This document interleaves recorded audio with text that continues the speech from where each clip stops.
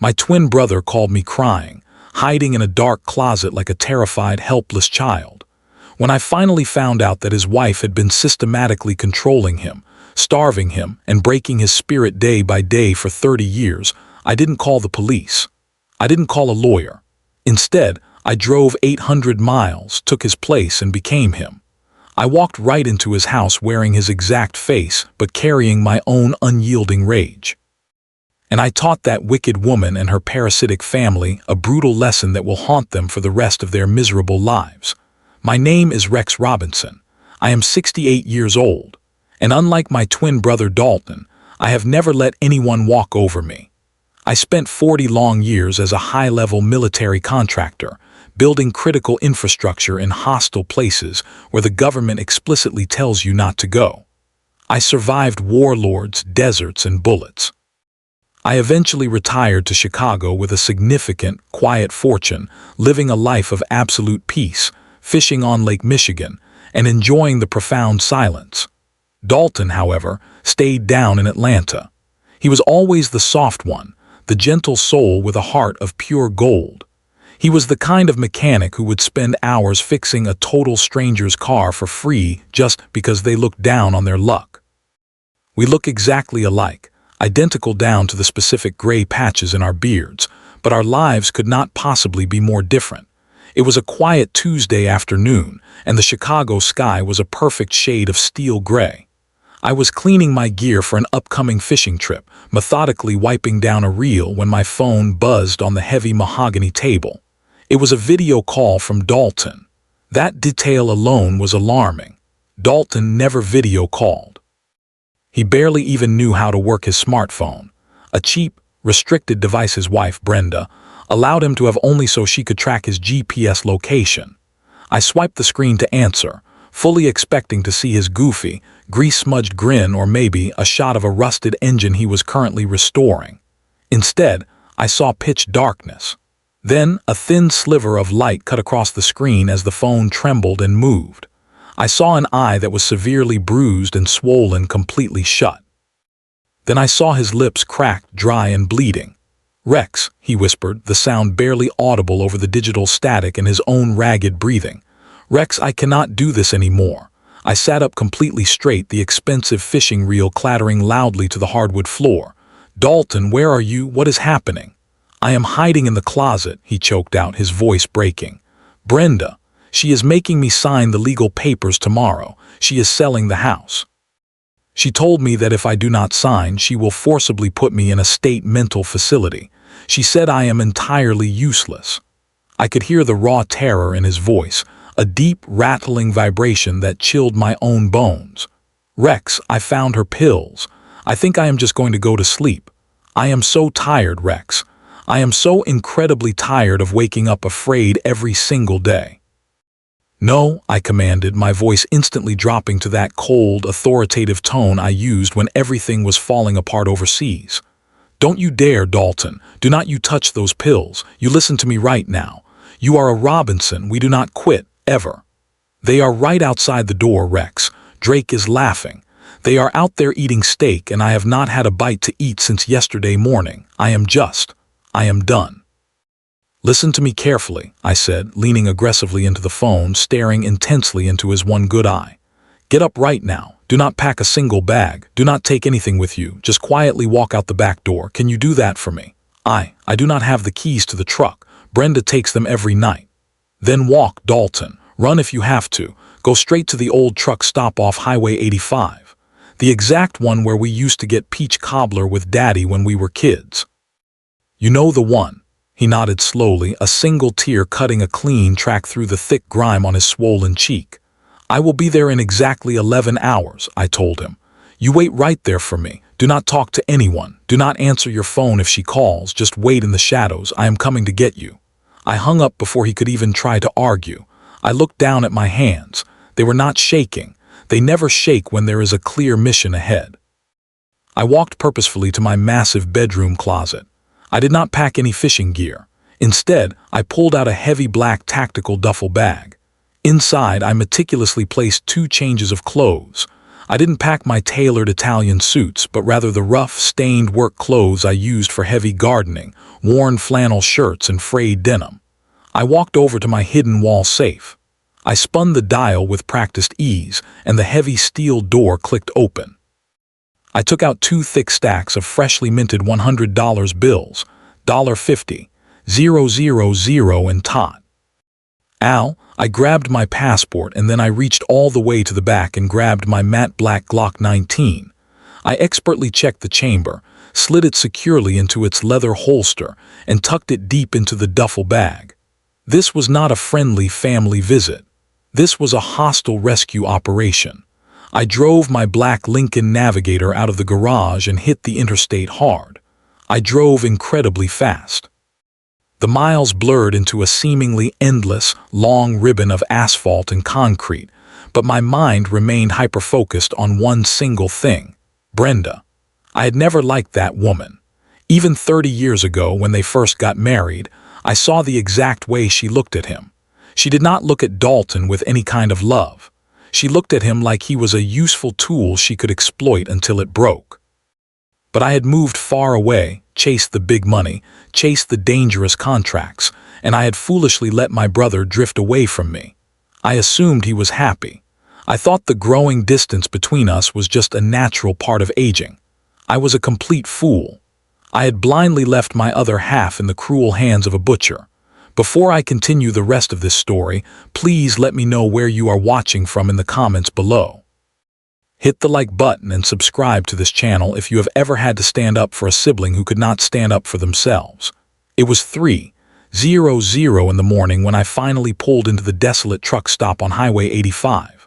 The old neon sign buzzed loudly and flickered, casting a sickly, pale yellow light over the cracked, weed-choked pavement. I spotted him sitting on a dirty curb near the diesel pumps. My heart completely broke. He looked exactly like a homeless man. His clothes were heavily stained with dark grease and old, crusted food. His shoes were literally held together with silver duct tape. He was shockingly thin, too thin. His skin was hanging off his bones as if he was actively starving to death. He was shivering uncontrollably, tightly hugging his bony knees to his chest to preserve whatever warmth he had left. I aggressively pulled the Lincoln up right in front of him. He violently flinched, instinctively shielding his face with his arms as if he expected to be physically struck. I jumped out of the SUV and grabbed him. "Dalton," I said softly. "It is me, it is Rex." He slowly looked up, and for a haunting second it was like looking into a twisted funhouse mirror. He was me, but utterly shattered. He completely collapsed into my arms, sobbing uncontrollably like a frightened child. He smelled strongly of stale sweat, unwashed hair, and pure fear. I held him as tight as I could, feeling the sharp, unnatural protrusion of his ribs poking right through his thin, ragged shirt. We sat inside the warm SUV. I cranked up the heat to the maximum and handed him a large thermos of hot coffee and a thick sandwich I had quickly bought at a gas station along the way. He devoured it like a starving wolf, swallowing huge, dry chunks without even pausing to chew. "Slow down," I said gently, placing a hand on his shoulder. "You are going to make yourself sick. Rex, she is going to kill me," he mumbled, breadcrumbs falling onto his lap. "Or Drake will. That arrogant boy she married our Ivory off to. He is pure evil, Rex. He smiles right at you while he hurts you." I sat in silence and listened. I listened closely as he tearfully told me about the agonizing hell of the last 5 years. He explained how Brenda took total legal control of his hard-earned pension. He detailed how they aggressively moved Drake and Ivory into the house, how Drake slowly started calling him by his first name, then old man, then much worse, degrading things, how they forced him to sleep down in the unfinished, damp basement just because his nighttime coughing annoyed them, how they literally put a heavy padlock on the kitchen refrigerator. My blood turned to absolute ice. This was not just a bad, toxic marriage. This was calculated, prolonged torture. "We are going to fix this," I said with deadly certainty. "How?" He looked at me with totally hollow, hopeless eyes. "They have all the legal papers. The lawyer says I am legally incompetent." I calmly reached into my duffel bag and pulled out the rough clothes I had brought from Chicago. "Put these on." He looked incredibly confused but immediately obeyed. While he nervously changed in the spacious back seat, I took out a portable, battery-operated shaving kit. I looked directly in the rearview mirror.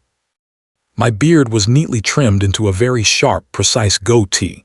Dalton's facial hair was wild, patchy, and unkempt. "I need you to shave," I instructed him. "Clean it all up. Make it look exactly like mine." "Why?" "Because you are going on a very long, very expensive vacation, Dalton." I handed him an exclusive black titanium American Express card and the keys to my Lincoln Navigator.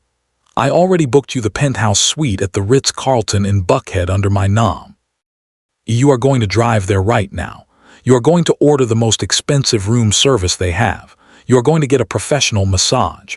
You are going to sleep deeply in a massive bed with high thread count sheets that cost more than Brenda's entire soul." He just stared blankly at the keys in his palm. "But what about you?" I looked deeply at my own reflection again. Then I took the electric razor and did something I had not done in 20 years. I completely shaved off my signature goatee. I aggressively roughed up my perfectly styled hair. I took off my expensive cashmere sweater and pulled on the greasy, foul-smelling, stained flannel shirt Dalton had just taken off. I slipped my feet into his taped-up, worn-out shoes. "I am going to Atlanta," I said, my voice hardening. "I am going back to your house." "No, Rex," he yelled, terrified, heavily grabbing my arm. "They will hurt you. You do not know them." "They do not know me," I replied, my tone as hard as granite. "They think they are dealing with Dalton Robinson, the broken man they successfully destroyed. They are about to meet Rex Robinson. And I promise you, brother, they are going to deeply regret the very day they were born." It took me a full hour to finally convince him, but eventually he drove away in my pristine Lincoln, thick tears of relief streaming down his face, heading straight for safety and comfort. I stood alone in the dark parking lot of the desolate truck stop, feeling the freezing wind easily cut through the thin, cheap fabric of his shirt. I felt the annoying holes in the soles of his shoes. I physically felt the immense shame he had carried on his shoulders every single day. I climbed into his rusted, heavily beat-up pickup truck. The old engine violently coughed and sputtered multiple times before finally turning over. The cramped cab smelled strongly of mold and despair. I tightly gripped the steering wheel, my knuckles turning bone white. I drove the 40 minutes to his house. It was a modest, slightly aging brick ranch situated in a very quiet, unassuming suburb, the exact kind of place where normal people successfully hide their darkest secrets behind perfectly manicured green lawns. I pulled the loud truck into the driveway just as the morning sun was beginning to crest over the distant horizon. The house was completely dark. I walked directly to the back door, exactly as Dalton had described to me. My old key turned in the lock with a loud, rusty scrape. I stepped into the kitchen. It smelled horribly of stale cooking grease mixed with cheap, overpowering perfume. The granite counters were heavily cluttered with stacks of dirty dishes, empty, expensive wine bottles, and greasy takeout containers. It was the distinct mess of lazy people who fully expected a broken servant to clean up after them. Suddenly, the harsh hallway light flicked on. Brenda stood there in the doorway. She was wearing a luxurious silk robe that looked brand new and expensive. Her hair was tightly wrapped in a silk scarf. Her face was incredibly hard, the deep lines around her mouth etched permanently with years of toxic bitterness. She did not say hello. She did not ask where her husband had been all night in the freezing cold. She did not ask if I was okay. Instead, she angrily reached for a dirty, soaking wet dish rag sitting on the counter and threw it as hard as she could. It slapped violently against my chest with a wet, disgusting thud and fell to the linoleum floor. "Look who finally decided to come crawling back," she hissed venomously. "I honestly thought you had finally done us a huge favor and walked straight into oncoming traffic." I just stood there staring at her. My heart hammered wildly against my ribs, not from any kind of fear, but from the immense physical effort it took not to cross the room and permanently silence her. I forced my broad shoulders to slump forward.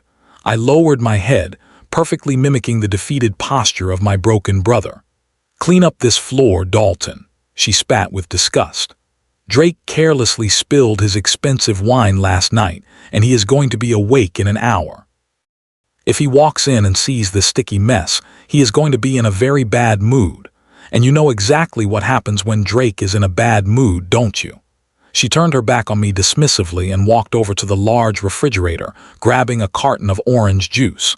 "Do it right now, you useless old fool," she threw over her shoulder. "And do not even expect breakfast today. You lost your kitchen privileges when you dramatically disappeared last night." I looked down at the soggy rag on the floor. I looked at the dirty, sticky linoleum, and then I slowly looked at the back of the horrible woman who had ruthlessly tormented my twin brother for 3 decades. I slowly, painstakingly bent down and picked up the rag, my fingers curling tightly around the damp, foul fabric. "Yes, Brenda," I whispered, forcing my voice to sound rough and weak. She did not even bother to turn around. She did not notice that the voice was a little too deep, a little too steady.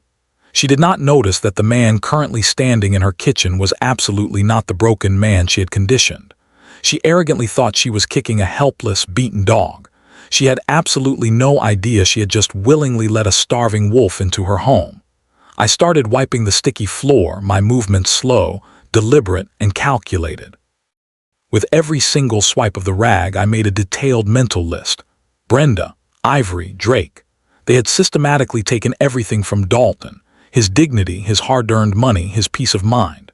I was going to violently take it all back, and I was going to thoroughly enjoy every single second of it.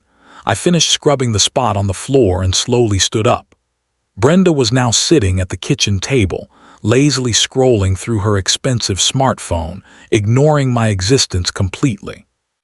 "The floor is clean," I said quietly. "Good," she muttered without even looking up from her glowing screen. "Now go down to the basement and stay down there until I specifically call you.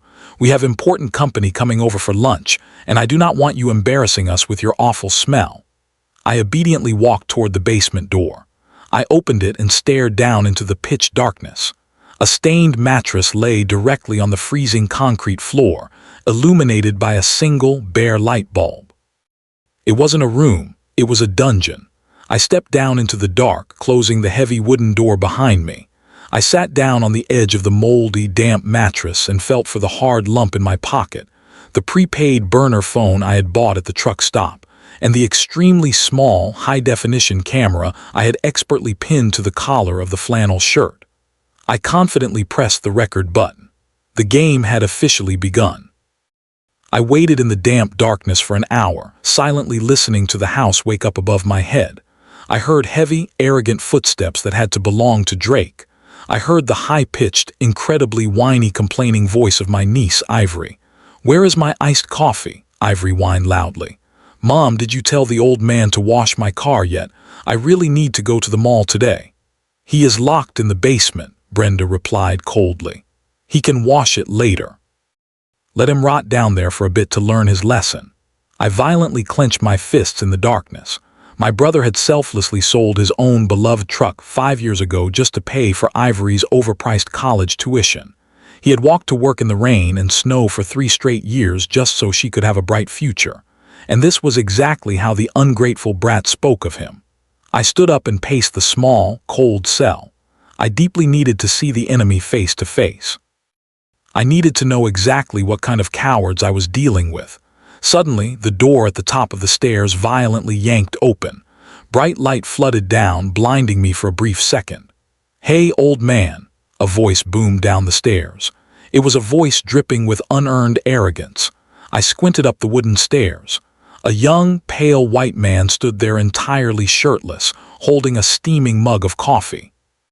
He had the soft, doughy body of someone who had never done a single day of hard physical labor in his entire life, but he carried himself like he owned the entire universe. "Drake, get your lazy ass up here right now," Brenda shouted from the hallway. "The toilet in the master bathroom is running again. Tell him to fix it." I slowly walked up the stairs, carefully keeping my head down, perfectly adopting the pathetic shuffle of a completely beaten man. As I reached the top step, Drake purposely didn't move out of the way. He stood squarely in the doorway, aggressively forcing me to squeeze past him. As I did, he subtly stuck out his foot. I saw it coming from a mile away. A petty, incredibly childish trip. In my past life, I would have effortlessly broken his knee backward before his foot even touched my shin, but I had to be Dalton, so I intentionally let my foot catch hard on his ankle. I stumbled forward, crashing violently into the wooden door frame, my shoulder hitting the solid wood with a loud crack. Drake laughed out loud, a cruel, sharp barking sound. "Watch your clumsy step, Dalton," he sneered, taking a slow, arrogant sip of his coffee. "You are getting way too clumsy in your old age. Do not make us put you in a state home sooner than we originally planned." I firmly gripped the door frame to steady my balance. I slowly looked up at him just for a fleeting second. I intentionally let him see my eyes. "Sorry, Drake," I muttered softly. He severely frowned just for a brief moment, as if his primitive brain saw something in my gaze that absolutely didn't belong there. Something highly dangerous. But then his ego took over and he shook his head, quickly dismissing the thought. To him, I was just a broken piece of furniture that had somehow learned to talk. "Just go fix the damn toilet," he commanded, turning away dismissively. "And do not dare use the good guest towels to dry your hands." I silently watched him walk into the living room and heavily flop onto the expensive leather sofa, my brother's hard-earned leather sofa. He kicked his bare feet up onto the pristine coffee table. I silently walked down the hall toward the bathroom. I passed the large master bedroom. The door was wide open. I saw Brenda sitting comfortably at her vanity, applying an expensive anti-aging cream to her face. I walked into the bathroom. The toilet was indeed running. It was a very simple flapper valve issue. I mechanically fixed it in under 10 seconds. Then I stood up and looked directly in the mirror. I saw my brother's battered face staring back at me. I saw the ugly purple bruises around the eye.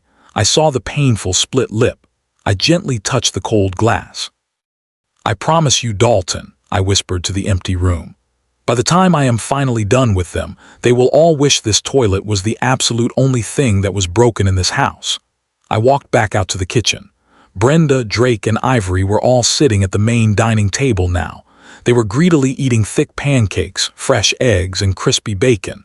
The smell was absolutely intoxicating. My empty stomach violently rumbled. Naturally, there was no plate set for me anywhere.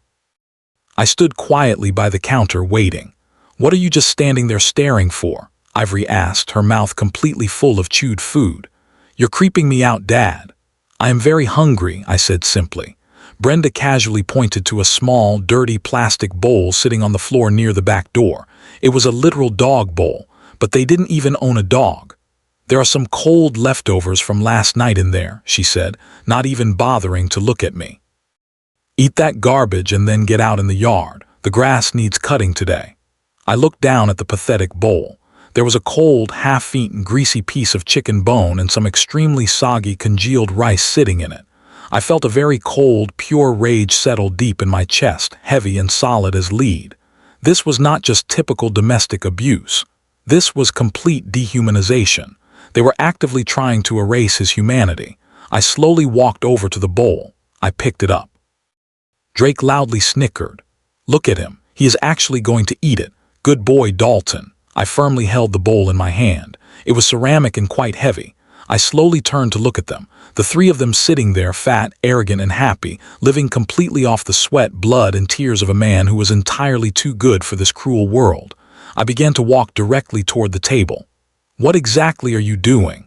Brenda asked, her silver fork pausing halfway to her open mouth. I stopped right next to Drake's chair. I looked down at his massive plate. He had a large, incredibly juicy, thick steak and eggs. He hadn't even touched the expensive steak yet. "I am hungry," I repeated calmly. And then I deliberately dropped the dog bowl. It shattered violently on the hard tile floor with a sound exactly like a gunshot. The entire room went dead silent. Before Drake could even begin to react, I casually reached down, aggressively grabbed his expensive steak with my bare, unwashed hand and picked it right up off his plate. "Hey," Drake shouted, aggressively jumping up from his chair. "Are you absolutely crazy?" I took a massive, tearing bite of the thick steak, the warm juice running freely down my chin. I chewed it very slowly, intensely staring Drake right in his eyes. Brenda violently stood up, her face instantly turning a deep, furious purple. "Spit that out right now. How dare you?" I loudly swallowed the meat. It was absolutely delicious. I looked at Brenda.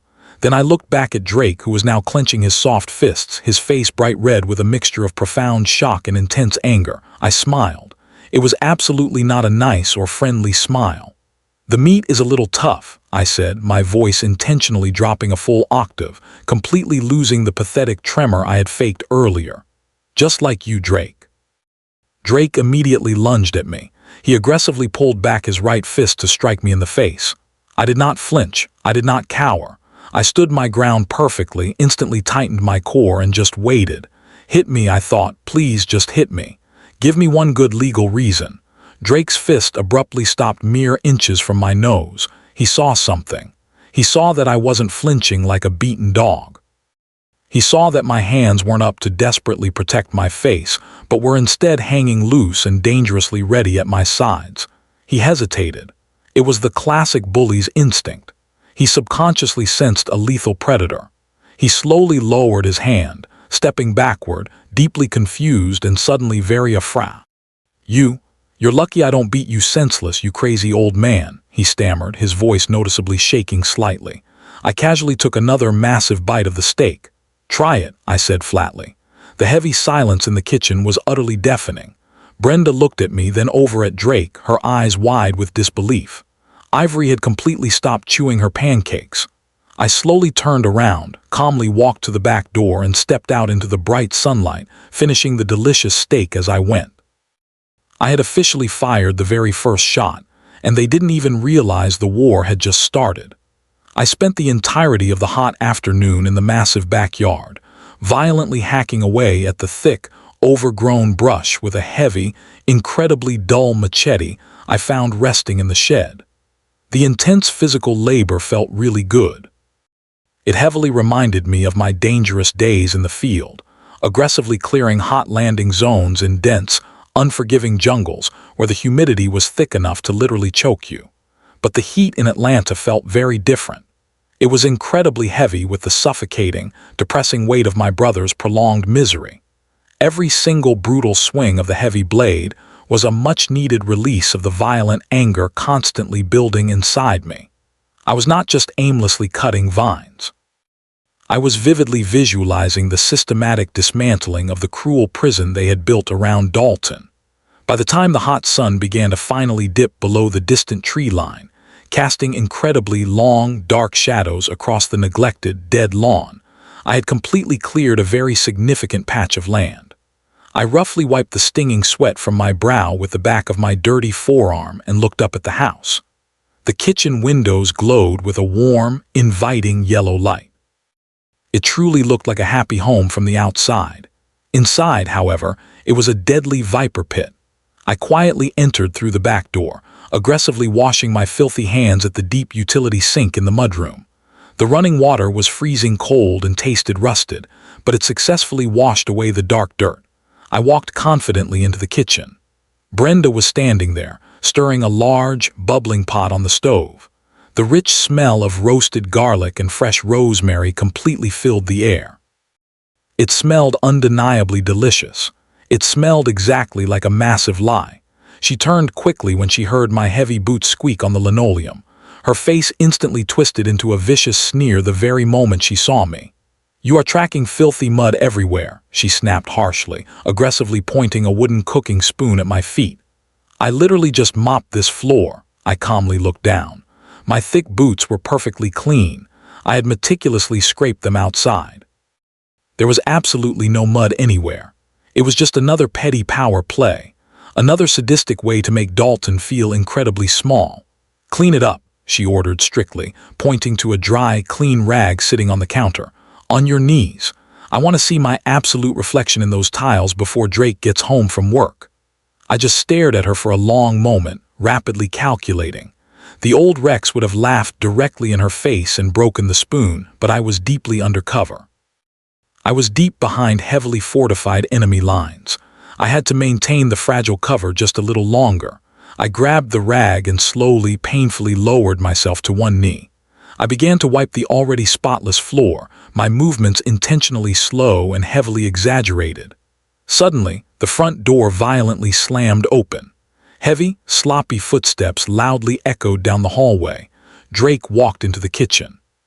He was wearing a ridiculously cheap suit that was way too tight across his broad shoulders, very likely bought with my brother's stolen pension, money to make himself look highly important at a real estate job I strongly suspected he did not even actually have.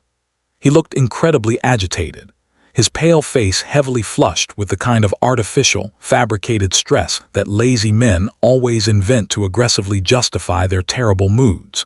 He abruptly stopped when he saw me kneeling on the floor. A cruel, sadistic grin slowly spread across his face. "Look at that," he chuckled darkly, loudly tossing his heavy keys onto the granite island. "The mighty king of the castle, right on his knees exactly where he belongs." I continued to slowly wipe the imaginary dirty spot on the floor, keeping my head bowed down, but my eyes were intensely locked on his shiny, cheap leather shoes. He arrogantly walked toward the refrigerator, purposely stepping unnecessarily close to me. As he casually passed by, he maliciously pulled his foot back and violently kicked the rag right out from under my resting hand. It rapidly slid across the room and landed under the dark cabinets. "Oops," he said, his arrogant voice dripping with incredibly mock apology. "Clumsy me. Go fetch it, Dalton. Lee. Key a good boy." I stayed completely still for a second, deeply breathing in through my nose to center myself. I slowly reached out to grab the frayed edge of the rag that was still barely within reach. As my fingers lightly brushed the fabric, Drake abruptly brought his heavy heel down. He stomped incredibly hard, right directly on the back of my hand. Intense pain instantly shot up my arm, sharp and immediate. I violently gritted my teeth, forcing myself to swallow the loud grunt of pain that desperately tried to escape my throat. He did not lift his heavy foot. He aggressively ground his heel down, sadistically twisting it into my skin, attempting to crush my knuckles against the unforgiving hard tile. "Careful there, old-timer," he whispered maliciously, dramatically leaning down so his foul face was mere inches from mine. "You really do not want to accidentally break a fragile hip or a finger. You know exactly how insanely expensive medical bills are these days. We absolutely cannot afford to waste any money on fixing your broken, useless parts, not when my ivory desperately needs a brand new wardrobe." I slowly looked up at him. I absolutely did not pull my trapped hand away. I did not beg for mercy. I just looked at him with dead eyes. I memorized the large pores on his nose. I memorized the awful smell of stale tobacco and cheap alcohol on his breath. I memorized the exact way his pupils heavily dilated with the sick pleasure of inflicting physical pain on an elder. "Get off my hand, Drake," I said. My voice was incredibly low, frighteningly steady. He rapidly blinked, clearly surprised by the complete lack of expected fear in my tone. He quickly lifted his foot, laughing very nervously as he quickly stepped back. "Just carefully teaching you a needed lesson, old man. Know your place around here." He hastily walked over to the fridge, grabbing a cold beer and loudly popping the metal cap. Brenda laughed softly from the stove. It was an awful sound, like dry, dead leaves scraping aggressively on hard concrete. "Dinner is finally ready," she proudly announced. "Go wash up, Drake." I slowly stood up, casually flexing my violently throbbing hand. My knuckles were bright red and just starting to swell, but absolutely nothing was permanently broken. I had suffered much worse in the field. Much worse. I quietly walked to the sink and ran freezing cold water over my hand. "Sit down, Dalton," Brenda strictly commanded, aggressively pointing to the incredibly small, rickety wooden table completely shoved into the dark corner of the kitchen, not the big, beautiful dining table. That was strictly for the family. This was the equivalent of the kids' table, the servants' table. I obediently sat down. The old wood of the chair groaned loudly under my significant weight. Ivory finally walked in. She was 30 years old, but she still aggressively carried herself exactly like a petulant, spoiled teenager. She was entirely glued to her phone, her thumbs flying rapidly across the glowing screen. She didn't even bother to look up as she heavily sat at the main table. "Is the food actually ready yet?" she asked loudly without greeting anyone. "I am absolutely starving. Shopping all day is incredibly exhausting." Brenda happily began to serve the large plates. For Drake, she carefully placed a massive, sizzling T-bone steak, perfectly seared with grill marks. For Ivory, a slightly smaller, tender steak completely paired with a massive mountain of buttery, rich mashed potatoes. For herself, a beautiful filet mignon. Then she walked over to me. She aggressively dropped a chipped plate right in front of me with a loud clatter. On it sat two freezing cold, horribly shriveled chicken wings that genuinely looked like they had been recently salvaged from a dirty dumpster, along with a sad spoonful of gray, mushy, unseasoned peas. "Eat up," she said, waving her hand and dismissing me. "We are finally clearing out the old leftovers." I looked down at the incredibly sad plate. Then I looked over at the massive feast on the main table. The thick steam rapidly rising from their expensive steaks carried the heavenly scent of rich charcoal and melted butter. They happily dug in, cutting incredibly large pieces of meat, laughing loudly, talking about their day. "This steak is absolutely perfect, Mom," Drake said, his mouth disgustingly full of unchewed meat. "You really outdid yourself tonight." Ivory briefly ignored her food for a moment, suddenly turning her full attention directly to me. She looked at me with an awful expression of pure, unadulterated annoyance, exactly as if my mere physical existence was an incredibly severe inconvenience to her delicate digestion. "Dad, did you finally sign those legal papers yet?" she asked aggressively, pointing her expensive silver fork directly at my face. "What papers?" I asked, keeping my voice incredibly flat. "The power of attorney papers," she huffed loudly, dramatically rolling her. "Yes, the luxury car dealership called me again today. They still have that brand new white Range Rover I really want, but they explicitly said they cannot hold it past Monday. I desperately need the cash down payment." "You already have a car," I said quietly. "A perfectly good, reliable car that Dalton had painstakingly bought for her just 2 years ago." "It is literally 2 years old, Dad," she groaned loudly, sounding deeply offended. "It is totally embarrassing. Everyone at my elite yoga studio has the brand new model. I look like a total pauper when I pull up. Do you seriously want me to look like a massive failure?"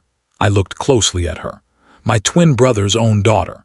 He had lovingly bounced her on his knee when she was small.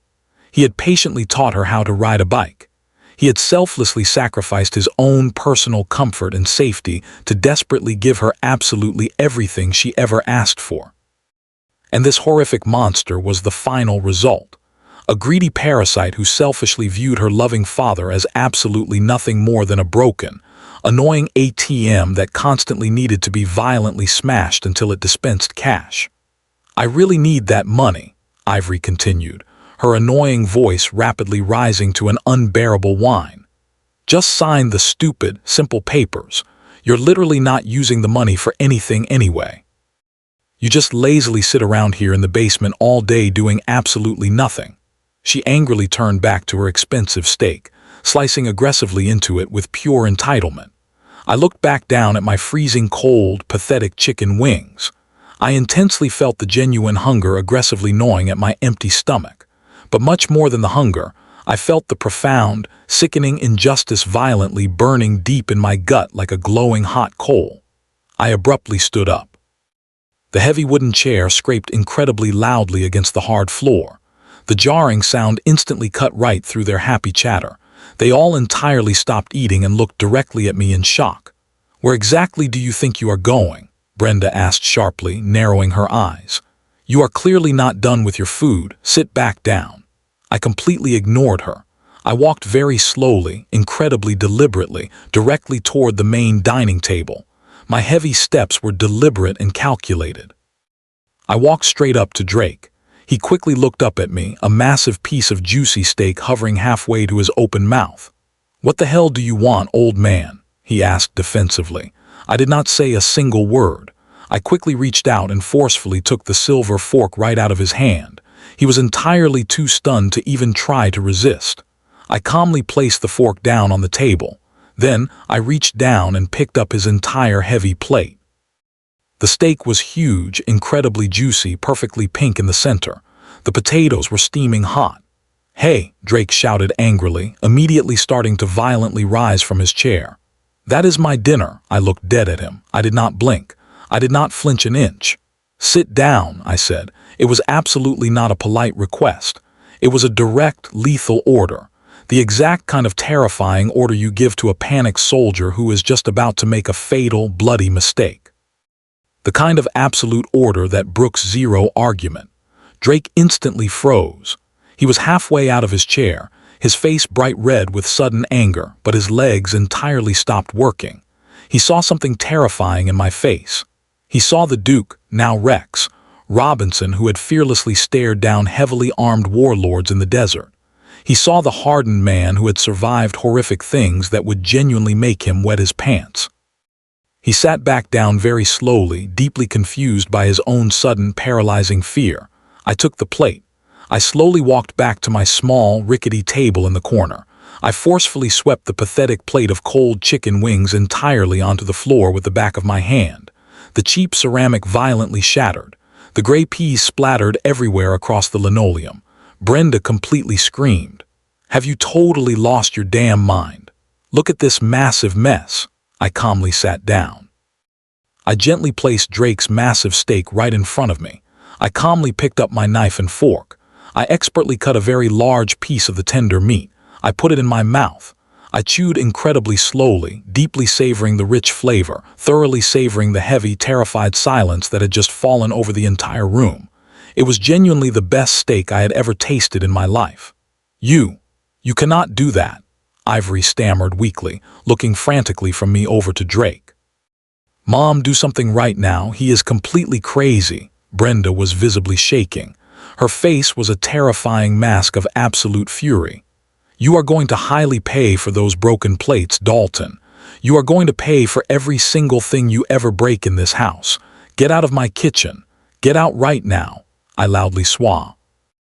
Load. I casually took another large bite. I did not even look at her. I continued to eat methodically, efficiently dismantling the beautiful steak piece by piece. Drake finally stood up again. His initial shock was rapidly wearing off, quickly replaced by the burning humiliation of having his food aggressively taken by a supposedly weak old man.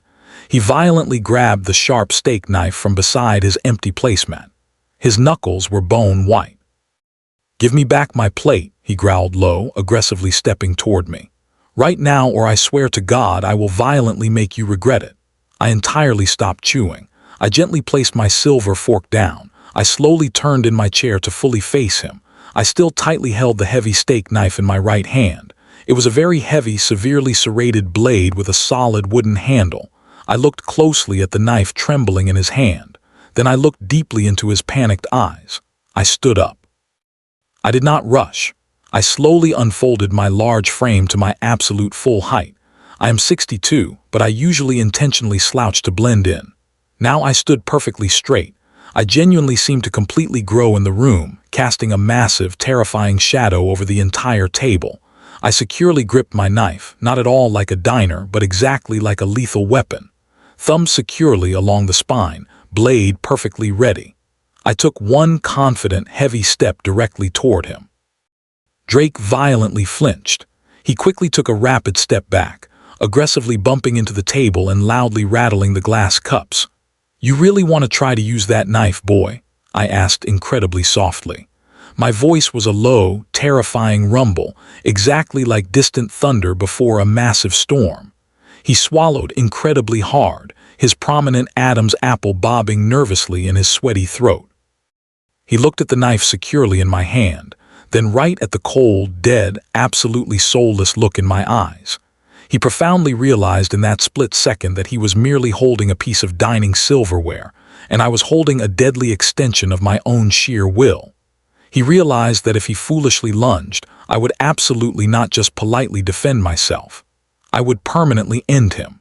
Fear, primal and completely undeniable, heavily flooded his wide eyes. He slowly lowered the knife, his entire hand shaking violently. "You are crazy," he whispered weakly. I aggressively stepped closer, completely invading his personal space, forcefully making him look up at me.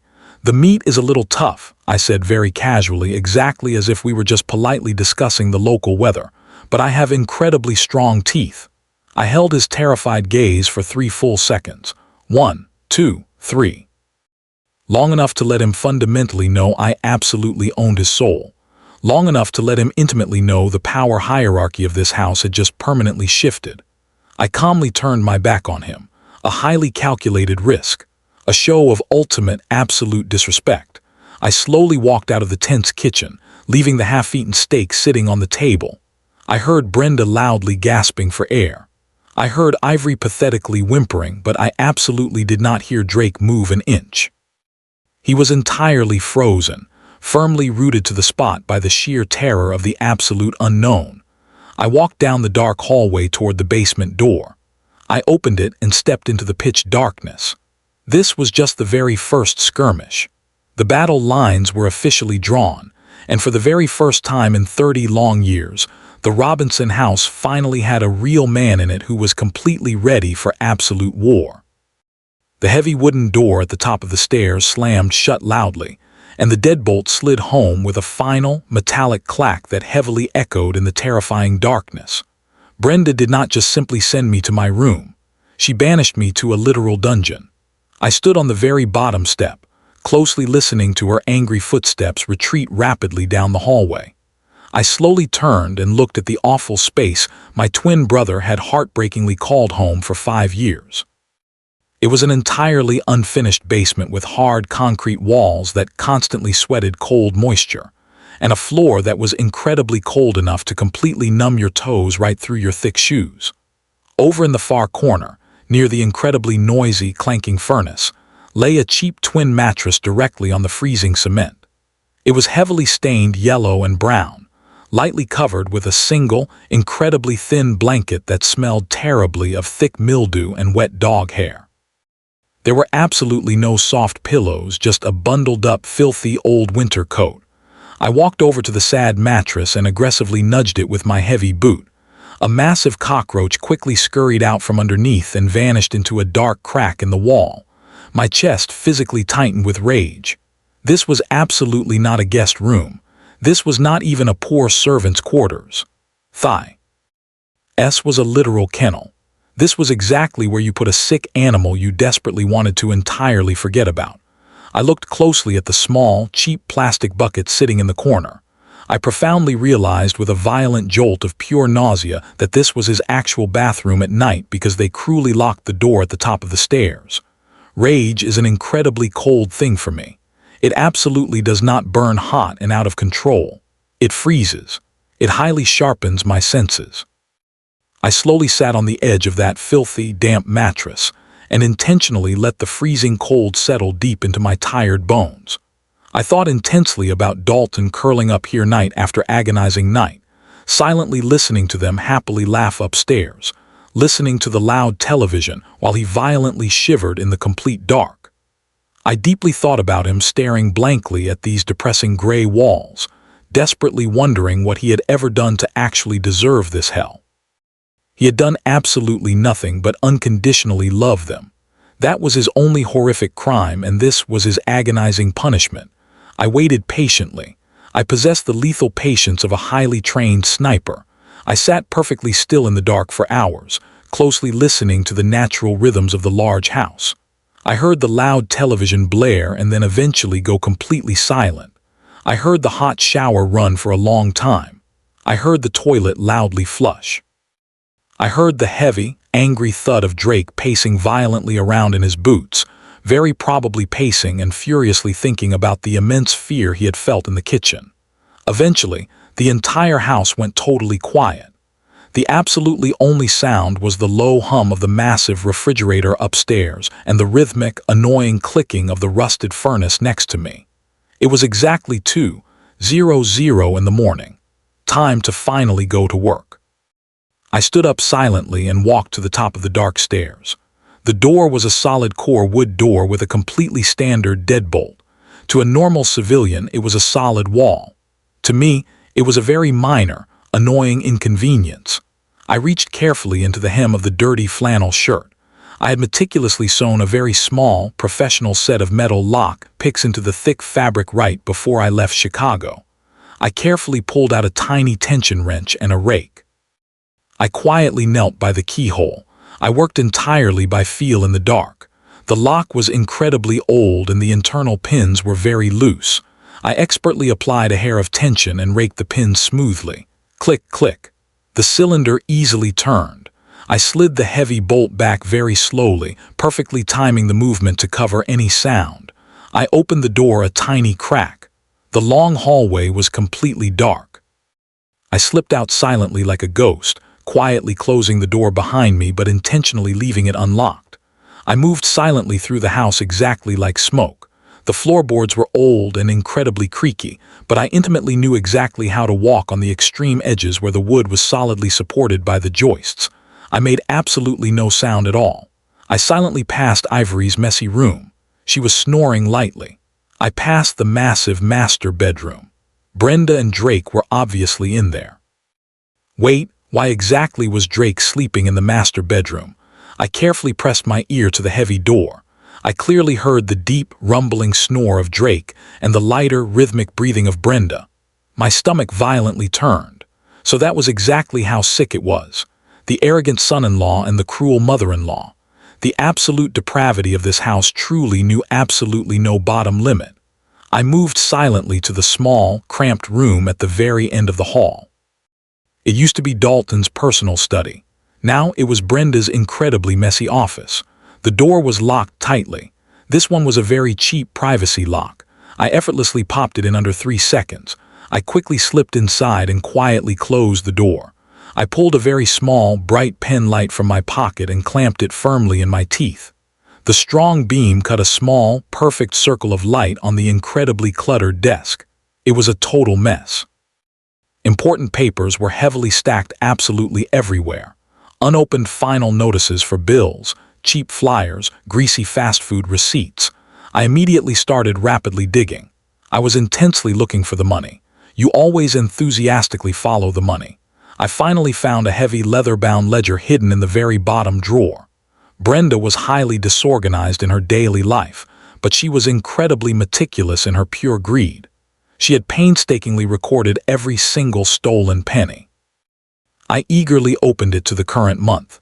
Dalton's pension deposit, $3,500. I quickly ran my finger down the detailed expense column. Nails and spa day for Ivory, $400. Expensive liquor store, $300. Highly risky crypto investment for Drake, $2,000. I quickly flipped back a few pages. It was exactly the same terrible story every single month. Drake was aggressively bleeding the family accounts completely dry, foolishly gambling on digital coins he absolutely did not understand. He had easily lost over $40,000 in the last 6 months alone, and Brenda was happily letting him do it.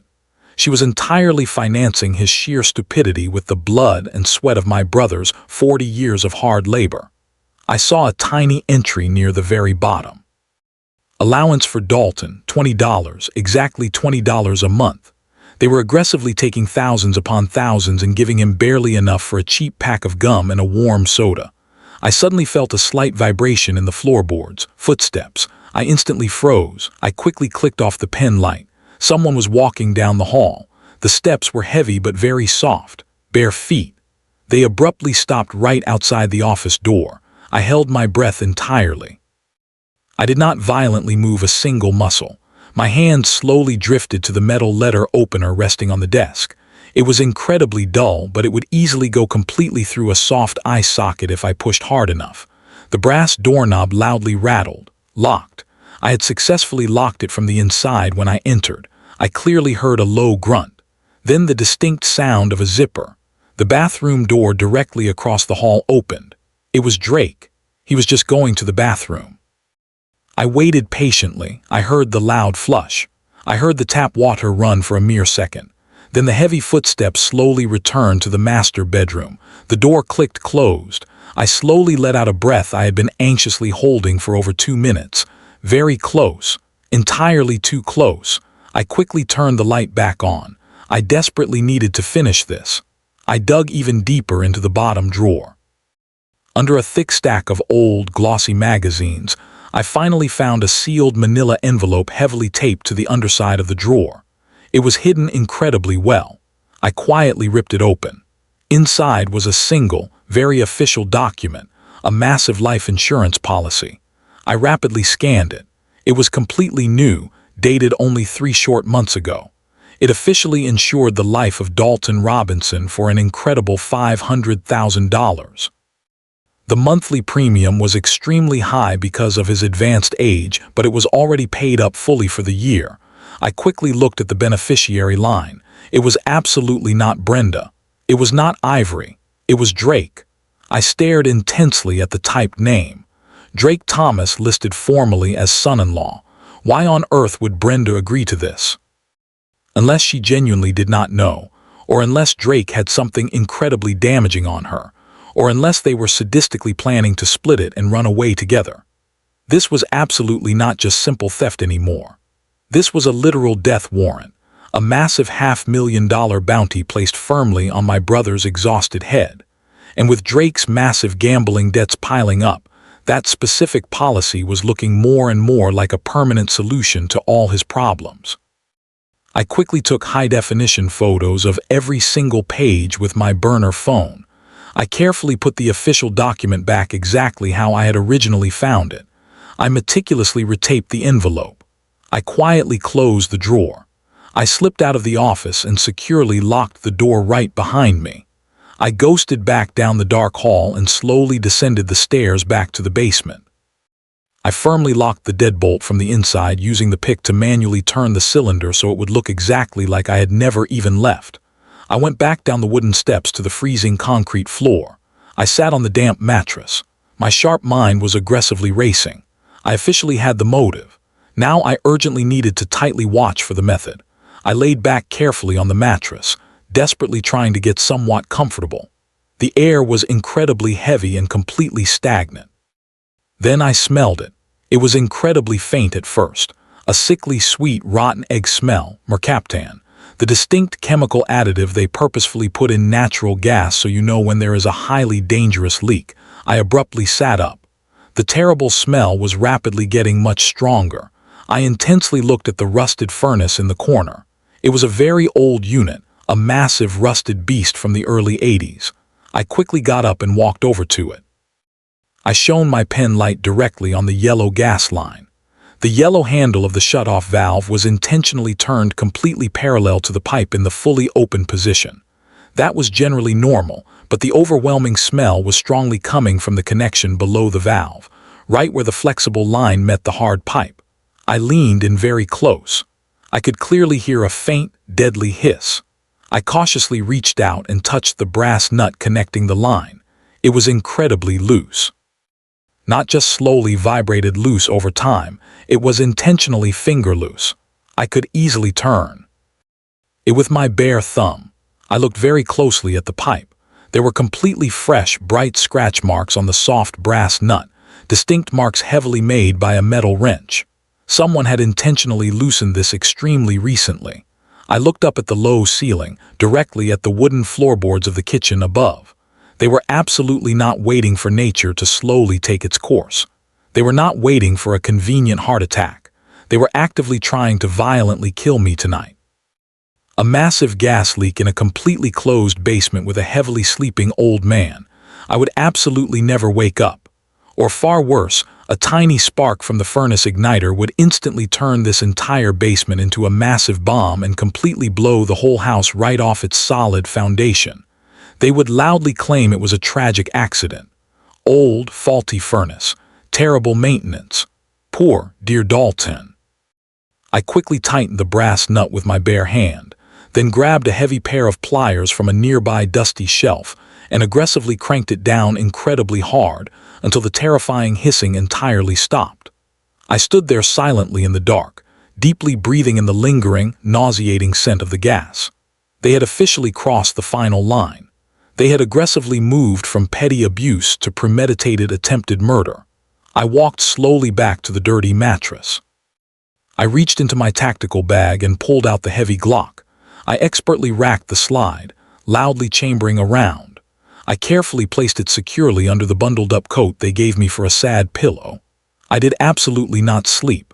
I lay there completely in the dark, my eyes wide open, aggressively staring directly at the top of the stairs. You made a massive mistake, Drake, *, I thought. You confidently tried to gas a man who has brutally cleared enemy tunnels in the hot desert. You tried to murder the absolute wrong twin brother. Tomorrow, I was not just going to be mildly passive-aggressive. Tomorrow, I was going directly to brutal war, and the very first casualty was going to be their pathetic sense of safety. I finally woke up to the annoying sound of heavy footsteps rapidly pacing the kitchen floorboards directly above my head. It was exactly 6:00 in the morning. Drake was surprisingly awake incredibly early, which was highly unusual for a lazy man who routinely slept until noon. I knew exactly why he was up. He was eagerly waiting for the massive boom. He was desperately waiting for the horrific sound of an explosion or the reassuring absolute silence of a dead man. I heavily stretched my stiff arms, feeling the freezing cold stiffness of the basement floor slowly seep out of my tired bones. I double-checked the loaded Glock under my pillow one final time before securely tucking it deep into the waistband of my trousers, right at the small of my back, entirely hidden under the loose, dirty flannel shirt. I quickly unlocked the deadbolt from the inside using my lock pick set, exactly as easily as I had the night before. I walked up the wooden stairs. My heavy boots hit the wood with a very heavy, incredibly deliberate rhythm. Thud, thud, thud. I slowly opened the door to the kitchen. Drake was standing rigidly by the expensive coffee maker, his hand visibly shaking as he nervously poured cold water into the large reservoir.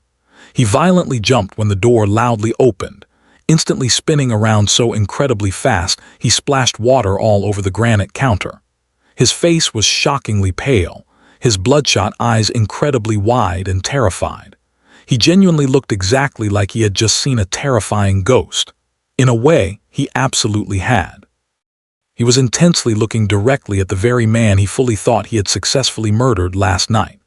"Good morning, Drake," I said cheerfully. My voice was gravel and thick smoke.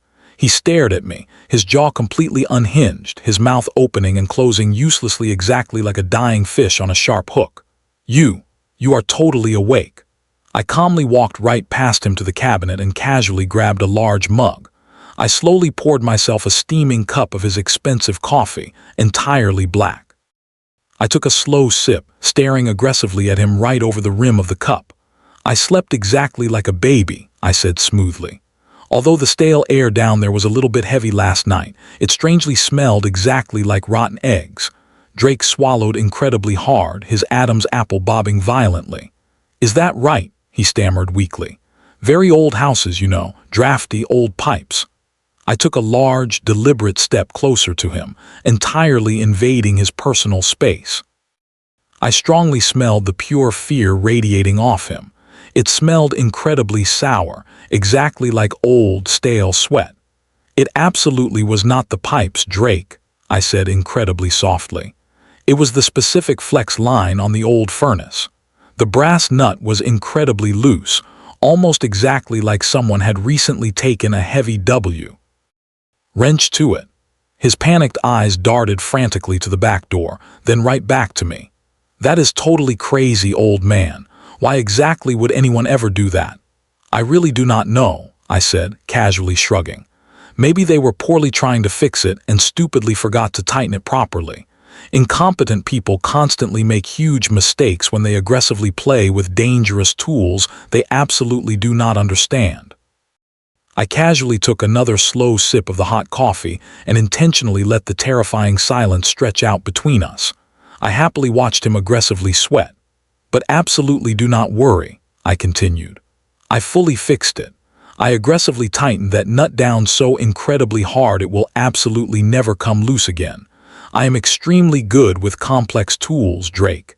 I intimately know exactly how things work mechanically." I paused, intentionally letting a very small, incredibly cold smile slowly touch my lips. Since I was already in a very fixing mood, I happily decided to go out to the driveway incredibly early this morning. "I noticed your car was parked a little bit crooked, so I helpfully crawled right underneath to thoroughly check your brake lines." Drake instantly froze. All the remaining color completely drained from his face, leaving him looking exactly like a blank sheet of white paper. You touched my car," he whispered, horrified. "Just a very simple safety check." I said incredibly casually. "You know these very modern luxury cars. Sometimes the delicate brake fluid lines get incredibly brittle. Sometimes the small bleeder valves get incredibly loose, exactly just like gas lines. I gave everything a very good tightening, or maybe I accidentally loosened something. My memory is certainly not what it used to be, right?" "That is exactly what you and Brenda constantly keep loudly telling everyone, that I am getting very forgetful." I took a slow step back, immensely enjoying the sheer terror in his wide eyes. "You might strongly want to drive incredibly slow today, Drake. You truly never know when a brake pedal might suddenly go all the way to the floor." He completely dropped his coffee mug. It shattered violently on the hard floor, hot brown liquid splashing aggressively all over his very expensive slippers. He did absolutely not even notice. He was completely thinking about driving rapidly down the highway at 70 miles per hour and desperately pressing the brake, only to tragically find absolutely nothing there. "You completely stay away from my car," he shrieked loudly, rapidly backing away from me. "You are totally crazy," I laughed. A very low, incredibly dry sound. "Drive very safe, son-in-law." At that exact moment, Brenda rapidly walked into the kitchen, tightly tying the belt of her luxurious silk robe. She looked intensely at the shattered mug on the wet floor, then directly at Drake's terrified, pale face, then right at me standing completely calm and collected with my coffee. "What exactly is going on in here?" she demanded angrily. "Dalton, why on earth is there a massive mess on my floor again?" "Go ask Drake," I said calmly. "He heavily seems to have a severe case of the shakes this morning. Maybe he has a very guilty conscience." Brenda narrowed her eyes suspiciously. She absolutely did not know about the gas line plot. Drake had selfishly kept that little murderous initiative entirely to himself, but she strongly sensed the heavy tension. She sensed that her usual whipping boy was absolutely not acting right. "I absolutely do not have time for this nonsense," she snapped harshly. "Ivory needs jumbo shrimp for her lunch salad today, and I urgently need wine. We have important guests coming this evening." She walked quickly over to her designer purse and rudely pulled out a blue plastic card, the EBT card, the state assistance card specifically for food stamps. She aggressively threw it on the table. It slid rapidly across the surface and stopped directly in front of me. "Go to the discount store," she ordered strictly. "Get 2 whole pounds of jumbo shrimp, 3 expensive bottles of Chardonnay, and a full carton of cigarettes for Drake. And absolutely do not take all day." I looked down at the cheap card. I knew for an absolute fact there was strictly less than $2 left on it. I had clearly seen the exact balance in her ledger last night. She absolutely knew it too. She was sadistically sending me to the busy store to awkwardly stand in line, to ring up highly expensive items, and then to be brutally humiliated publicly when the card inevitably declined. She desperately wanted me to intensely feel the heavy shame of extreme poverty while she sat comfortably here in her expensive silk robe. She wanted to quickly break me again. I calmly picked up the card. "Sure thing, Brenda," I said easily. "Anything else?" She looked entirely surprised by my rapid obedience. "No, just go right now, and walk. You are absolutely not taking the loud truck. It makes entirely too much annoying noise." I smoothly put the card deep in my pocket. I casually finished my hot coffee and gently placed the empty mug in the sink. I walked confidently out the front door without saying another word. I walked slowly down the long driveway, right past Drake's car. I clearly saw him intensely watching me from the front window, his pale face pressed hard against the glass. I abruptly stopped right by his front tire and purposely bent down as if intensely inspecting the inner wheel well. He completely disappeared from the window instantly, very likely running frantically to find his keys to nervously check his precious brakes. I walked casually down the quiet street until I was entirely out of sight. Then I abruptly stopped. I sat comfortably on a bench at the local bus stop and quickly took off my right boot. I expertly pried up the false rubber heel insert. Underneath, perfectly tucked into a hollowed-out space, was my exclusive Centurion card, the legendary black titanium card that has absolutely no spending limit. I calmly put my boot back on. I was absolutely not going to the depressing discount grocery store. I was finally going to completely change the entire game. I called an expensive Uber Black.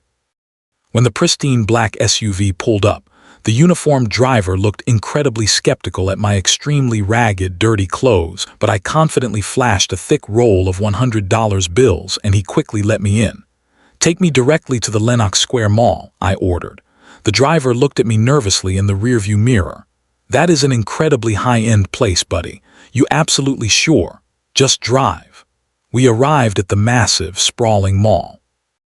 I walked purposely past the cheap food court, past the Gap, past the normal stores where regular people shopped.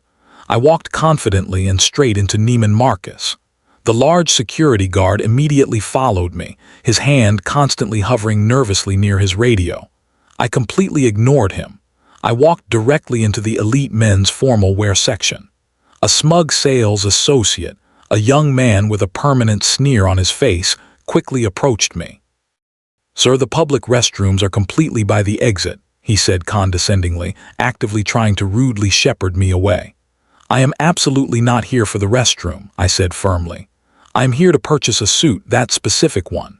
I confidently pointed to a flawless charcoal gray Tom Ford suit displayed on the mannequin, pure Italian wool meticulously hand-stitched, $4,000. The salesman actually laughed. "Sir, that suit easily costs more than your entire life. Please leave immediately before I loudly call security." I casually reached into my dirty flannel shirt pocket and pulled out the heavy black card. I casually held it up. It caught the bright store light. The salesman entirely stopped laughing. His eyes went incredibly wide. He instantly recognized the card. He knew exactly that the card meant I could easily buy the entire store if I wanted to. "I want the charcoal suit," I said smoothly. "I want a crisp, white silk shirt. I want a brand new pair of black Oxfords, and I want to wear them completely out of the store today. Can you handle that, or do I rapidly need to find someone else who works heavily on commission?" "Right away, sir," he stammered nervously, his entire arrogant demeanor completely changing instantly. "Right this way, sir. Would you perhaps like a cold glass of expensive champagne while we properly measure you?" "Bring the entire bottle," I said. 1 full hour later, I confidently walked out of the store. The foul flannel shirt and dirty jeans were heavily stuffed in a trash bag in my hand. I was wearing the pristine suit. It fit me exactly like armor. The polished shoes clicked heavily on the expensive marble floor with undeniable authority. I clearly caught my impressive reflection in a large shop window. Dalton was entirely gone. Rex had fully arrived. I went directly to the high-end wine shop next. I casually bought a full case of expensive vintage Bordeaux, absolutely not the cheap Chardonnay Brenda wanted. I bought an expensive box of real Cuban cigars. I bought a heavy, solid gold watch. Then I called an elite car service. I absolutely did not want a standard Uber. I desperately wanted to make a massive statement. "I need an immaculate Lincoln Town car," I strictly told the dispatcher. "Black, extremely tinted windows. And I need a professional driver who actually knows exactly how to open a door." 30 minutes later, the massive, long black car pulled smoothly up to the curb. The driver, in a crisp uniform and cap, professionally opened the rear door for me. I smoothly slid into the plush leather seat, casually tossing the trash bag of old clothes directly onto the floorboard. "Take me home," I commanded, giving him the exact address. We pulled aggressively onto my brother's quiet street exactly just after noon. The nosy neighbors were out. Mrs. Higgins W. as busy watering her bright hydrangeas. Mr. Harrison was lazily washing his car. The massive Lincoln glided silently down the street, incredibly imposing and dark. It slowed down and turned beautifully into Dalton's cracked driveway. I clearly saw the curtain in the front living room aggressively twitch. Brenda was watching. The car smoothly stopped. The uniformed driver quickly got out and walked smartly around to my door. He elegantly opened it. I stepped confidently out. The bright sun hit the immaculate charcoal suit and the gleaming gold watch on my wrist. I slowly, deliberately adjusted my crisp cuffs. I stood incredibly tall, my back completely straight, my head held incredibly high. I looked exactly like a powerful senator. I looked exactly like a conquering king proudly returning from long exile. Mrs. Higgins completely dropped her running garden hose. Mr. Harrison entirely stopped scrubbing his wet car. The front door of the house violently flew open. Brenda came rushing out. She was wearing a casual day dress now, but her mouth was literally hanging wide open in utter shock. Ivory was right immediately behind her, tightly holding her smartphone. Drake was nervously peering right over their shoulders, still looking incredibly pale and terrified. "Who on earth is that?" Ivory asked loudly. Is that Dad?" I walked purposefully toward them.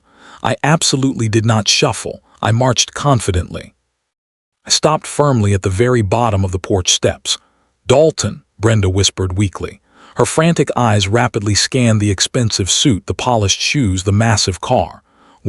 Where exactly did you get this? Did you steal it? Did you completely steal? Are the police coming right now?" I laughed out loud. It was a very rich, incredibly deep, powerful sound. "No, Brenda," I said. "I absolutely did not steal anything."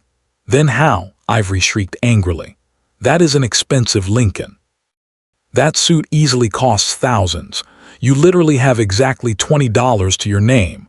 I casually reached into my jacket pocket and pulled out the crumpled receipt for the suit. I completely crumpled it and casually tossed it on the dirty ground. "I simply got incredibly lucky," I said easily. "Lucky?" Drake asked, aggressively stepping forward, his sheer greed momentarily completely overcoming his deep fear. "What exactly do you mean, lucky?" "I bought a simple scratch-off ticket at the gas station very early this morning," I lied incredibly smoothly. "With the absolutely last $5 I had."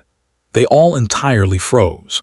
The hot air in the yard genuinely seemed to get violently sucked completely away, rapidly replaced by an intense vacuum of pure, unadulterated avarice. I could literally see the greedy gears turning violently in their shallow heads. I could vividly see the massive dollar signs flashing brightly in their widened eyes. "How much?" Brenda asked, her voice trembling violently. "How much did you actually win, Dalton?" I smiled. I looked at the crumbling house, then at the massive car, then directly at them. "Enough," I said. "Enough to completely buy a brand new life." I casually signaled the driver. He opened the massive trunk and took out the heavy case of expensive wine. "Put it right in the kitchen," I told him.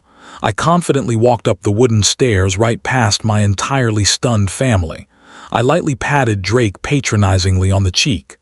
"Do not worry about the cheap shrimp," I said smoothly. "We are all eating real steak tonight. Expensive steak."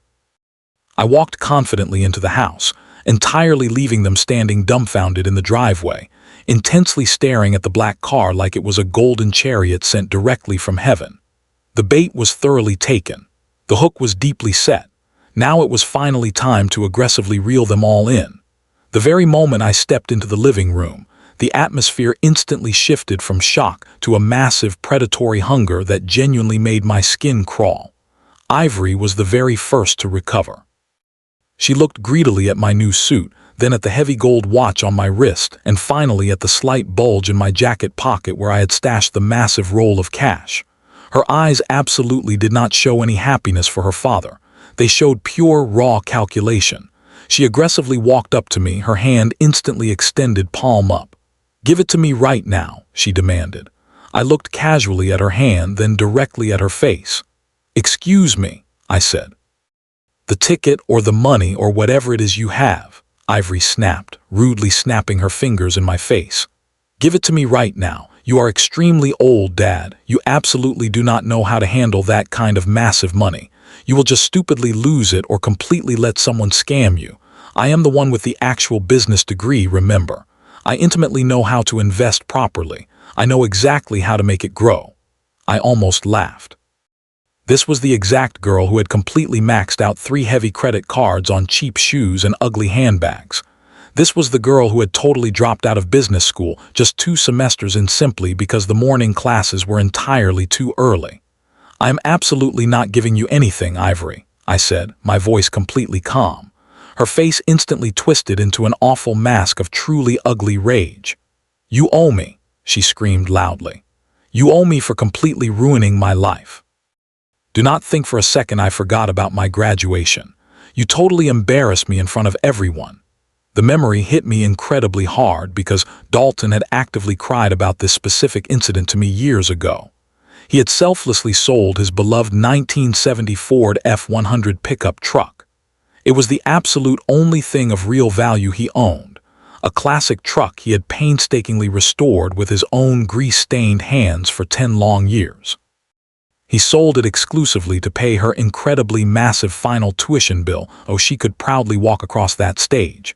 And when he eventually showed up at the ceremony in his very best, clean work shirt simply because he could not afford a suit, she cruelly pretended not to know him at all. She actively told her rich friends he was just the janitor. "I literally sold my beloved truck for you," I said quietly. "I walked miles to work in the freezing rain for 3 whole years just for you." "That awful old piece of junk," she spat viciously. "You absolutely should have sold a kidney instead. You are totally selfish, Dad. You have always been selfish, and now you randomly stumble into a massive fortune and you actually think you can just keep it all. No, I'm absolutely not letting you waste my rightful inheritance." She aggressively lunged.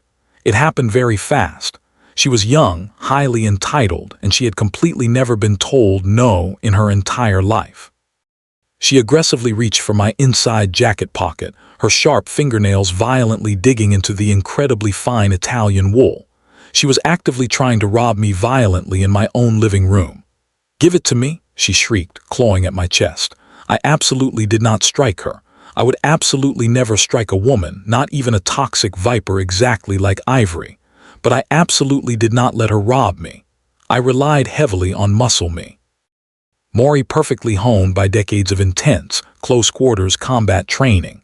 As her hand grabbed my lapel, I rapidly brought my left arm up, efficiently knocking her grip completely loose. I aggressively stepped into her personal space, expertly using my hip to entirely off-balance her. I swept my arm out in a very firm, controlled motion, physically pushing her completely away from me.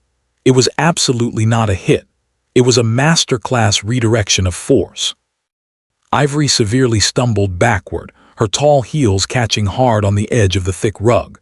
She violently flailed her arms, desperately trying to find purchase, but found absolutely only air. She landed heavily on the plush leather sofa with a soft thud.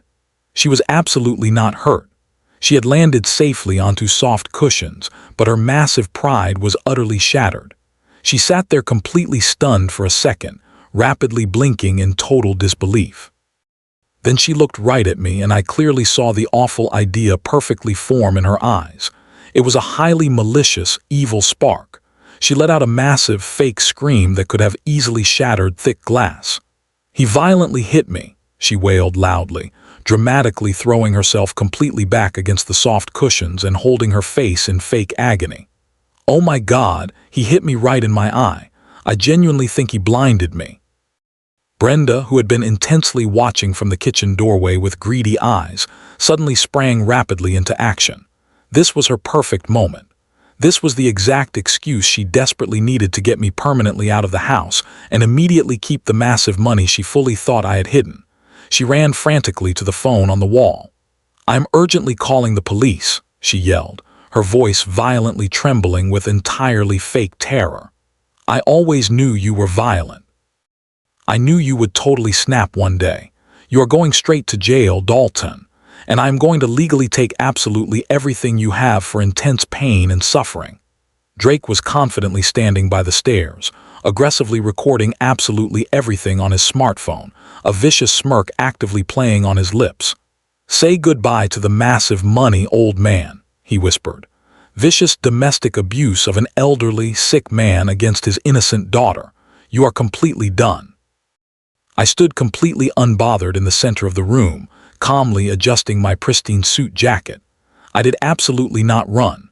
I did not beg for them to stop. I calmly watched them perform their pathetic little play. Ivory was violently sobbing incredibly loudly now, though there were absolutely no real tears. Brenda was screaming frantically into the phone, giving the dispatcher a totally terrifying description of an incredibly violent man who simply did not exist. "He is totally crazy," she shouted into the receiver. "He clearly has a lethal weapon. He just violently attacked my innocent daughter. Please hurry before he kills us all." I calmly walked over to the armchair and sat down comfortably. I crossed my legs. I simply waited. 10 minutes later, the loud sirens wailed heavily down the quiet street. Bright blue and red lights rapidly flashed violently through the front window, fully illuminating the ugly faces of my betrayers.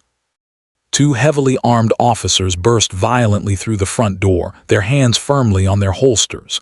"Police, keep your hands exactly where I can clearly see them," one officer shouted loudly. Ivory let out a completely fresh, dramatic wail. "He is right there." She dramatically pointed a shaking finger directly at me. He violently threw me completely across the room. He punched me incredibly hard. "Look at my poor face." The officers quickly looked at me. They saw a highly composed older black man in an incredibly expensive suit sitting totally calmly in a chair. They immediately looked at Ivory, who had absolutely zero marks anywhere on her face. They quickly looked at Brenda, who was dramatically hyperventilating right on cue. "Sir, stand up very slowly," the lead officer commanded strictly. I smoothly stood up. I raised my empty hands very slowly, clearly showing my open palms. "Officers," I said, my voice incredibly steady and deep. "I am totally unarmed and I absolutely did not touch her." "Liar," Brenda screamed. "He is an absolute monster. He came home loudly ranting about winning the massive lottery. And when my sweet daughter simply asked to politely see the ticket, he violently attacked her. Take him away immediately." The lead officer cautiously approached me, his heavy handcuffs completely ready. "Sir, we are going to have to forcefully take you in. We can sort this all out downtown at the station." I looked the strict officer right in the eye. His silver name tag read Sergeant Miller.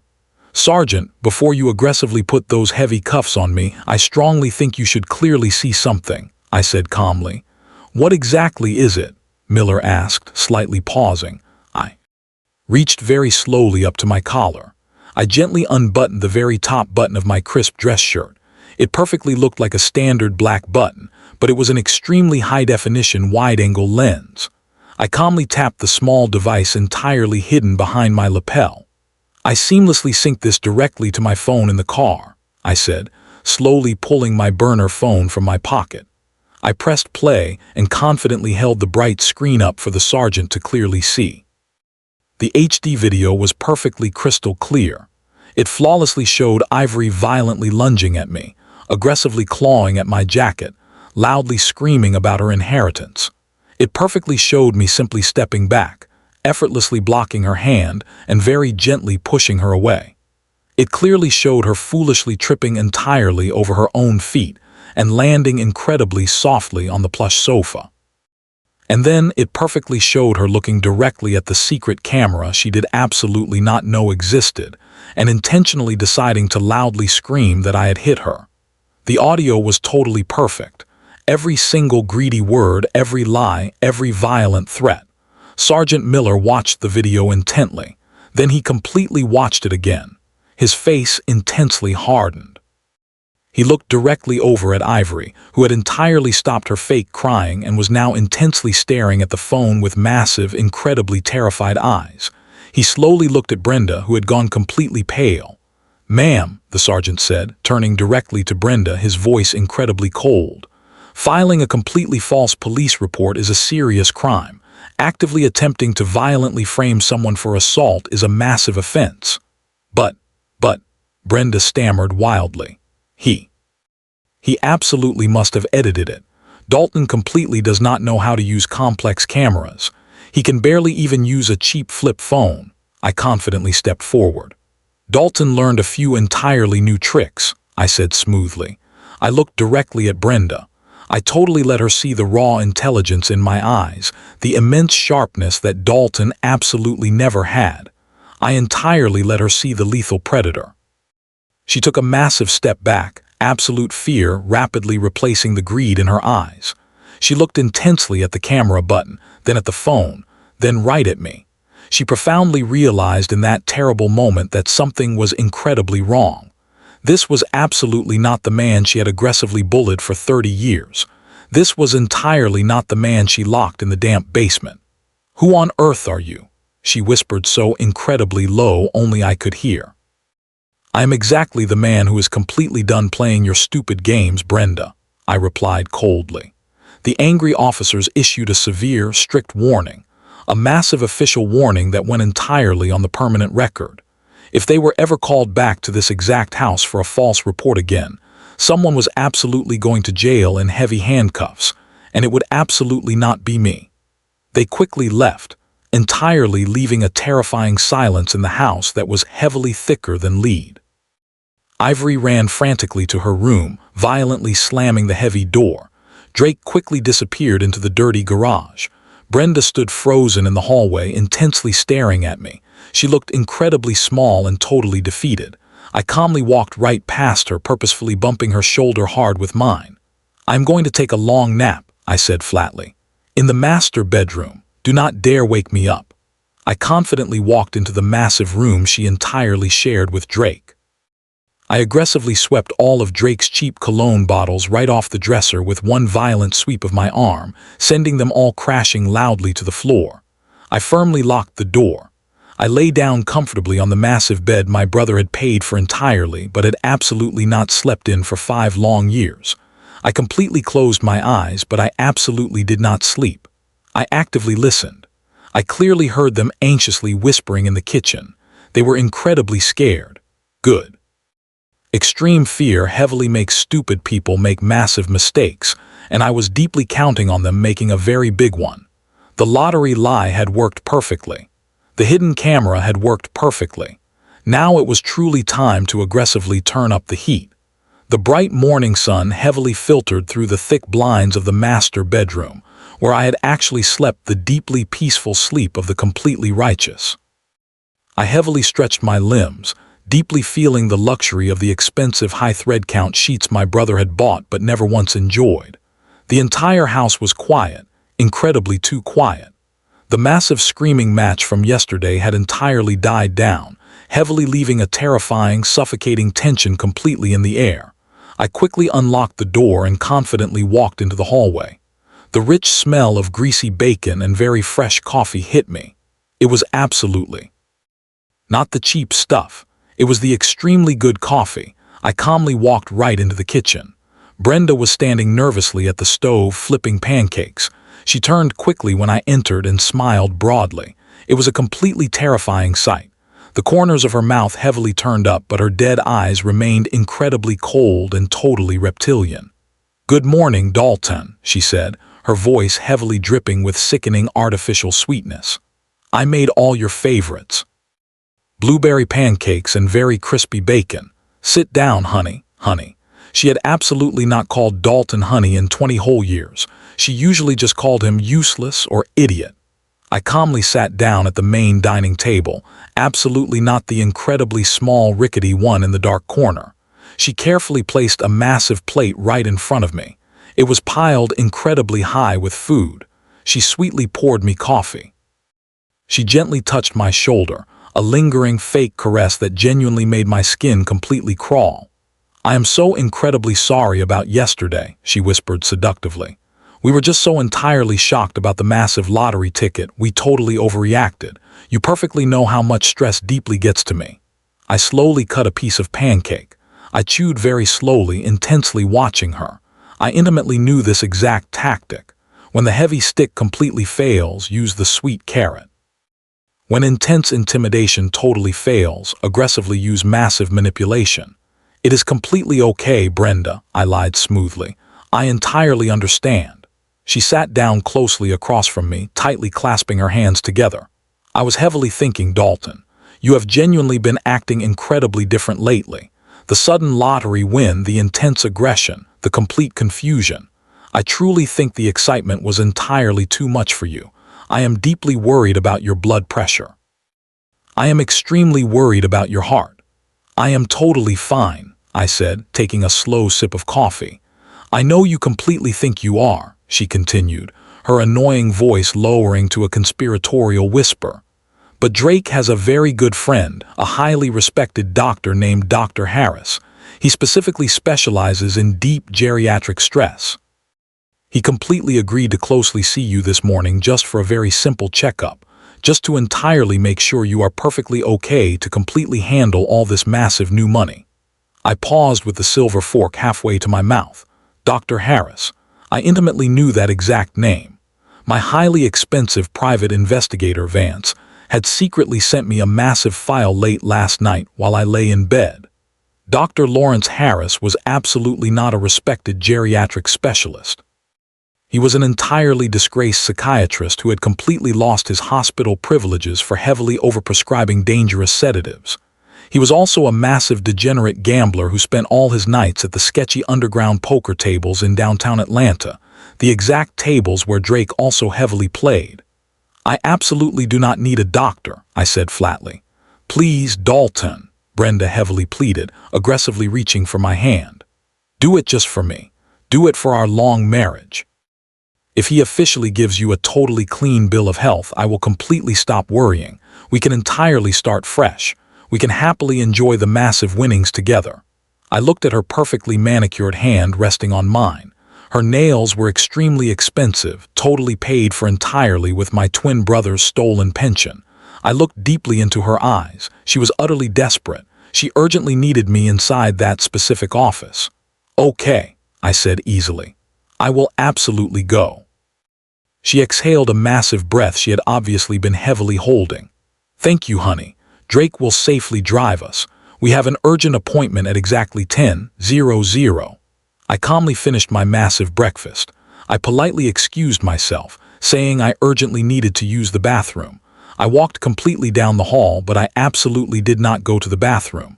I stopped silently right outside the guest room where Drake was unfortunately sleeping. The door was slightly cracked open. I could clearly hear him aggressively whispering on his phone. I gently pressed my ear right to the gap. "Yes, she finally got him to completely agree," Drake whispered excitedly. "We are rapidly bringing him in exactly an hour. No, Harris, do absolutely not mess this up. He is acting completely crazy. He thinks he is a total tough guy. Just quickly give him the heavy cocktail. Yeah, the incredibly heavy one. I desperately need him totally drooling by noon. Once he is completely sedated, I can easily get his trembling hand right on the signature line for the total power of attorney. We will smoothly tell the judge he had a massive psychotic break." I silently listened, my blood violently turning to absolute ice. The cocktail. They were aggressively planning to completely, chemically lobotom. Eyes me.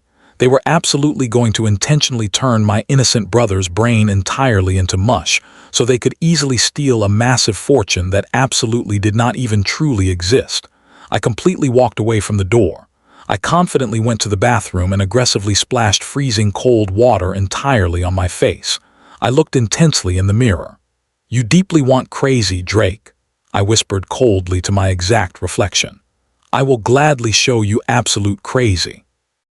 I casually reached into my pocket and took out a very small vial of clear liquid I specifically carried for extreme emergencies.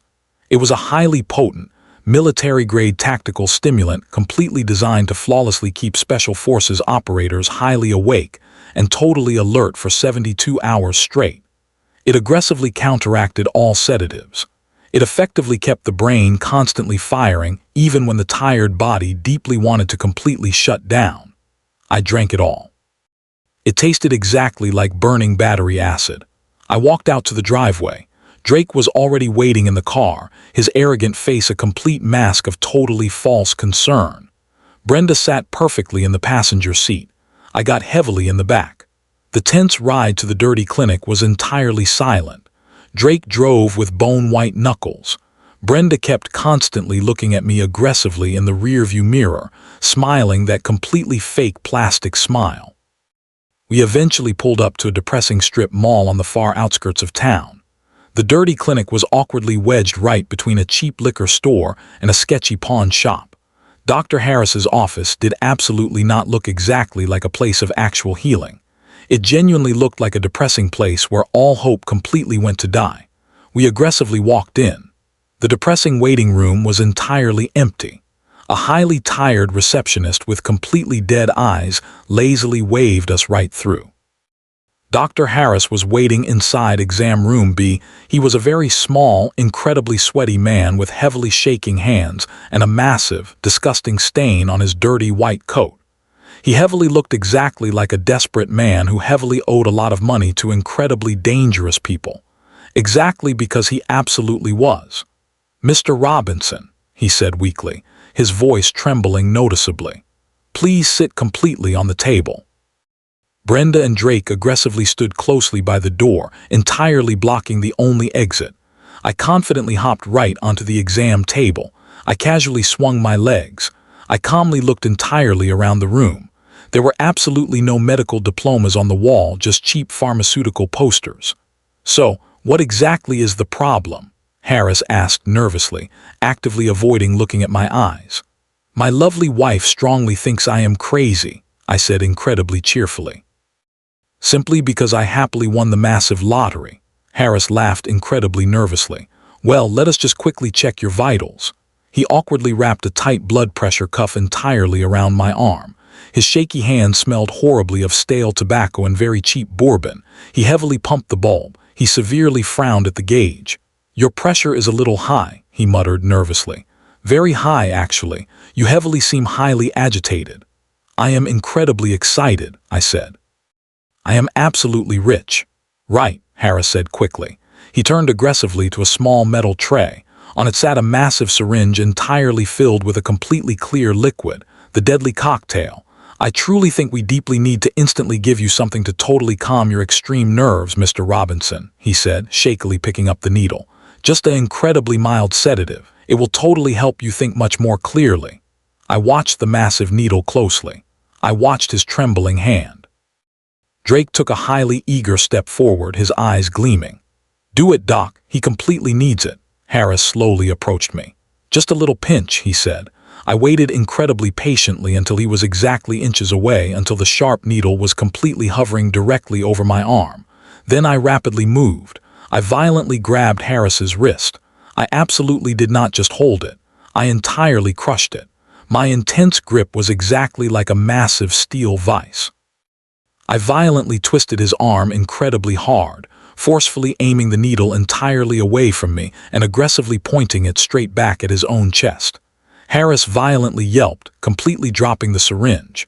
It loudly clattered to the hard floor, rapidly rolling completely under the table. Drake shouted angrily, "Hey, let him go completely, you maniac." I absolutely did not let go. I violently pulled Harris incredibly close to my face. I stared deeply into his watery, completely bloodshot eyes. "Listen to me incredibly carefully, Lawrence," I whispered. My voice was incredibly low, utterly dangerous. He completely froze. "How? How did you know my actual first name?" he stammered weakly. "I intimately know a whole lot about you, Lawrence," I said coldly. "I perfectly know about the illegal game at the dirty warehouse heavily on 4th Street. I perfectly know exactly about the massive $50,000 you desperately owe to a highly dangerous man named Detroit Red. I know he exclusively gave you exactly until this Friday to finally pay up, or he is going to violently break your fingers one by one." Harris turned completely pale. Absolutely all the remaining color entirely drained from his face, leaving him heavily looking exactly like wet dough. Who on earth are you?" he gasped, terrified. "I'm exactly the powerful man who fully bought your massive debt this morning," I lied smoothly. "I personally called Red. I totally paid him off. You absolutely do not owe him any more. You entirely owe me." Harris's eyes went incredibly wide. You fully paid it." "I completely did," I said, aggressively tightening my grip further. "And now I completely own you. I own your entire practice. I own your medical license. I completely own your absolute freedom." Drake aggressively stepped forward, desperately trying to intervene. "Dad, let him go." I looked coldly at Drake. "Sit absolutely down, boy," I barked ferociously. Drake entirely stopped, completely stunned by the sheer command in my deep voice. I aggressively turned back to Harris. "Here is exactly what is going to totally happen, Lawrence. You are going to calmly walk directly out into that waiting room. You are going to happily tell my wife that I am the absolutely sanest man you have entirely ever met. You are going to firmly tell her that I am incredibly sharp, highly capable, and completely in total control of my faculties. You are going to sign a highly official document stating that I am entirely mentally fit to perfectly handle absolutely all my own affairs, financial and legal, and you are going to do it right now." "But, Drake," Harris stammered weakly, looking terrified at my son-in-law. "Entirely forget Drake," I hissed venomously. "Drake is utterly broke. Drake absolutely cannot save you from Detroit Red. I can. If you absolutely do not do exactly what I firmly say, I will immediately call Red right back and actively tell him the massive payment totally did not go through. And then I will violently call the entire medical board and clearly tell them exactly about the lethal cocktail you were just about to forcefully give me."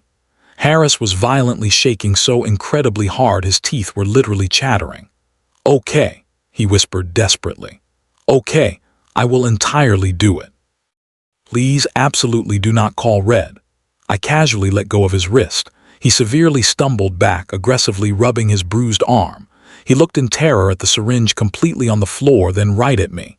He entirely saw a man who was absolutely not Dalton Robinson. He saw a complete monster. "Get the paperwork," I said. Harris frantically scrambled to his messy desk. He wildly pulled out an official form. He scribbled furiously, his pen aggressively tearing right through the paper. He loudly stamped it. He frantically signed it. He practically handed it to me. Mental competency entirely confirmed. No signs of dementia. Patient is completely fully oriented. I calmly took the paper. I neatly folded it and put it securely in my breast pocket. "Now go tell them," I said firmly. We confidently walked out of the exam room. Brenda was eagerly waiting in the hallway, aggressively wringing her hands expectantly. She looked eagerly at Harris, entirely waiting to hear the exact words that would finally give her absolute control of my entire life. "Well, doctor," she asked breathlessly, does he entirely need to be deeply committed?" Harris looked nervously at Brenda. He looked completely at Drake, who was standing right behind me, looking entirely confused and totally terrified. Then he looked at me. "Mrs. Robinson," Harris said, his voice completely cracking. "Your husband is in absolutely excellent health. His mental faculties are entirely perfect. In fact, he heavily tested much higher than average for total cognitive function. There is absolutely no reason for extreme concern. He is completely fine." Brenda's jaw completely dropped. "What?" she screeched loudly. "That is utterly impossible. He violently hallucinates. He is highly aggressive, you just said." "I was completely mistaken," Harris rapidly interrupted her. "He is perfectly fine. Please take him home, and absolutely please do not ever come back." Harris rapidly turned and practically ran entirely back into his office, violently slamming the heavy door and loudly locking it securely. I smiled brightly at Brenda. "See, honey," I said smoothly. "I completely told you I was totally fine. The smart doctor says I am much smarter than the absolute average bear." Brenda stared at the closed door, then directly at me. Her face was a massive mask of extreme confusion and total fear. She intimately knew the entire plan. She knew exactly Harris was totally supposed to completely ruin me. She absolutely did not understand exactly how I had entirely flipped him in under 5 minutes. She looked right at me, and for the very first time she truly saw me. She saw the exact way I confidently stood. She saw the total lack of fear. She saw the incredibly cold, hard intelligence deeply in my eyes. "Let us go home," I said, confidently walking right past her. "I have a whole lot of massive planning to completely do for my extreme winnings." I walked aggressively out to the car, entirely leaving them standing totally dumbfounded in the hallway of the dirty clinic. They had aggressively tried to completely trap a small rat and had violently found a massive tiger. And now the hungry tiger was completely loose exactly in their house. The tense drive completely back was utterly dead silent.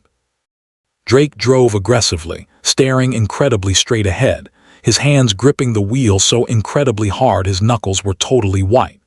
Brenda aggressively stared out the side window, completely refusing to look at me. I sat completely in the back, happily humming a little pleasant tune, totally checking the messages exactly on my burner phone. My expensive lawyer Vance had sent a text. "Background check completely finished exactly on the real estate company. You were absolutely right. It is incredibly big." I smiled deeply. The massive asylum plot had entirely failed, but they were absolutely not done. I knew they were entirely desperate, and incredibly desperate people do massively stupid things. I was heavily counting on it. When we finally got home, I confidently went straight to the guest room and firmly locked the door. I rapidly called Vance. "Tell me everything," I said. "Rex," Vance said, his voice highly excited. "You are absolutely not going to believe this. The old house, Dalton's house. It is completely sitting exactly right in the total middle of a massive proposed commercial development, an incredibly massive super shopping center. A huge developer has been totally buying up the entire neighborhood very quietly for exactly 2 years. Dalton's specific lot is the absolute keystone. Entirely without it, the massive project totally fails." "How much?" I asked intensely. "They aggressively offered the other neighbors maybe $300,000. But for the absolute keystone lot." Vance paused dramatically. "Rex, they are fully authorizing massive offers entirely up to $4.5 million. $4.5 million. I looked completely around the room. I intensely thought about the exact way Drake had been aggressively pushing Brenda to forcefully sell. I thought deeply about the immense pressure. "Drake absolutely knows," I said firmly. "He entirely has to." "Exactly," Vance rapidly agreed. "He heavily works directly in real estate, right? He absolutely got massive wind of the huge development. He is totally trying to aggressively get Dalton to quickly sell the house for mere peanuts, highly probably to a fake shell company he entirely controls so he can happily flip it entirely to the huge developers for millions." It absolutely all made perfect sense. The terrible abuse, the massive rush, the extreme desperation. It absolutely wasn't just entirely about my brother being mildly annoying. It was entirely about $4.5 million. They were completely willing to actively kill him for it. I entirely hung up the phone. My blood was violently boiling. They were absolutely going to completely steal his entire life and his massive legacy. I clearly heard a rapid knock on the door. "Dalton," Brenda called out, her voice incredibly, sickeningly sweet again. "Honey, please open up. We deeply need to urgently talk." I slowly opened the door. Brenda stood there holding a nice tray with hot tea and fresh cookies. She was smiling broadly, but her frantic eyes were utterly terrified. "I was heavily thinking," she said gently, walking smoothly into the room. "Since we are completely celebrating your wonderful good health and your massive lottery winnings, we should absolutely have a massive party, a very big anniversary party, entirely for us. Exactly 40 years, Dalton. Can you even believe it?" I looked at her closely. I saw the greedy gears turning. She profoundly realized brutal force had failed. She deeply realized medicine had completely failed. Now she was aggressively going back to the absolute oldest trick exactly in the book, massive public pressure. "A big party?" I asked softly. "Yes," she said eagerly, gently setting the tray exactly down. "This exact Saturday, we will happily invite absolutely everyone. All the nosy neighbors, the entire church folks, everyone, and," she paused briefly, nervously licking her lips, "I strongly think it would perfectly be the absolute perfect time for you to completely make a highly grand gesture to show entirely everyone exactly how much you deeply love your family." "A grand gesture," I repeated calmly. "Yes," she said smoothly. "Why exactly like officially signing the house totally over completely to the children exactly as a beautiful gift to fully secure their bright future. You have the massive lottery money now, right? You absolutely do not need this awful old house. Just imagine exactly how extremely good you will look perfectly in front of the pastor, completely in front of everyone, the incredibly generous patriarch." I smiled. It was a massive, lethal trap, a totally public trap. She aggressively wanted to completely corner me entirely in front of 100 witnesses and totally shame me entirely into signing the deed. She absolutely knew that Dalton, the real Dalton, would entirely never aggressively cause a public scene. He would never embarrass her in front of the church folks. He would read the card. He would politely sign the paper. And he would entirely sign away his whole life simply because he was entirely too polite to simply say no. "That sounds entirely wonderful, Brenda," I said easily, warmly folding the paper and quickly putting it completely in my pocket. "Let us absolutely do it." She blinked rapidly, highly surprised it was entirely this easy. Really? Really? Absolutely, I said. A massive party. Invite absolutely everyone, highly especially Drake's boss and the pastor. I deeply want everyone to completely see exactly what I am totally going to entirely do. She beamed brightly. Oh, Dalton, you are actively making me so incredibly happy. She rapidly ran entirely out of the room to furiously start aggressively making massive calls. I quietly closed the door. I calmly picked up my phone and called Dalton directly at the Ritz-Carlton. Brother, I said, get a fresh haircut, buy a brand new suit. You are happily coming home completely on Saturday, and you are officially going to be the absolute star of the massive show. I calmly hung up. This Saturday was completely going to be absolute Judgment Day, and I was entirely going to violently bring the massive fire. The tense week heavily leading entirely up completely to the massive anniversary party was a complete blur of highly frantic activity totally orchestrated by a greedy woman who absolutely believed she had finally won. Brenda was entirely in her absolute element. She moved rapidly through the house exactly like a dictatorial general fiercely marshalling troops, barking loud orders directly at florists and caterers aggressively on the phone, while simultaneously eagerly playing the sweet role of the blushing bride-to-be. She recklessly spent thousands of dollars my brother absolutely did not actually have on massive decorations, exotic flowers, and a huge tent specifically for the backyard. She happily told everyone who would politely listen that Dalton desperately wanted to do this, that Dalton aggressively wanted to celebrate their 40 years of deep love with a massive grand gesture. I silently watched her directly from the deep shadows of the living room, my cold eyes exactly following her every frantic move. She was absolutely not planning a party. She was aggressively planning a totally public execution of my brother's entire ownership rights. She had specifically invited everyone. The nosy neighbors who had unfortunately heard them loudly screaming for years, the respected deacon from the church who foolishly thought Brenda was a literal saint, even Drake's massive boss directly from the elite real estate firm, a very rich man named Mr. Harrison, was coming. Dalton, she said sweetly to me aggressively on Thursday evening, her dark eyes heavily gleaming with a highly manic light. I lovingly wrote a very little beautiful speech exactly for you, just a few sweet lines. You know exactly how you constantly get totally tongue-tied exactly in front of huge crowds. She handed me a piece of paper. I took it and read the terrible script she had perfectly prepared. I, Dalton Robinson, desperately want to deeply thank my beautiful wife for 40 incredibly wonderful years. Exactly as a small token of my total eternal love and immense gratitude, I am proudly signing the absolute deed to our lovely home entirely over completely to her, and our beautiful children today to fully secure their bright future and deeply show my absolute devotion. It was totally sickening. It was a complete confession completely signed under massive duress, but entirely disguised perfectly as a deeply romantic gift. She actively wanted me to loudly read this exactly in front of 100 people. That is absolutely beautiful, Brenda, I said, folding the paper and perfectly putting it entirely in my pocket. I will definitely memorize it. She heavily patted my cheek, her sharp nails digging slightly into my skin. Good boy, make completely sure you actually do.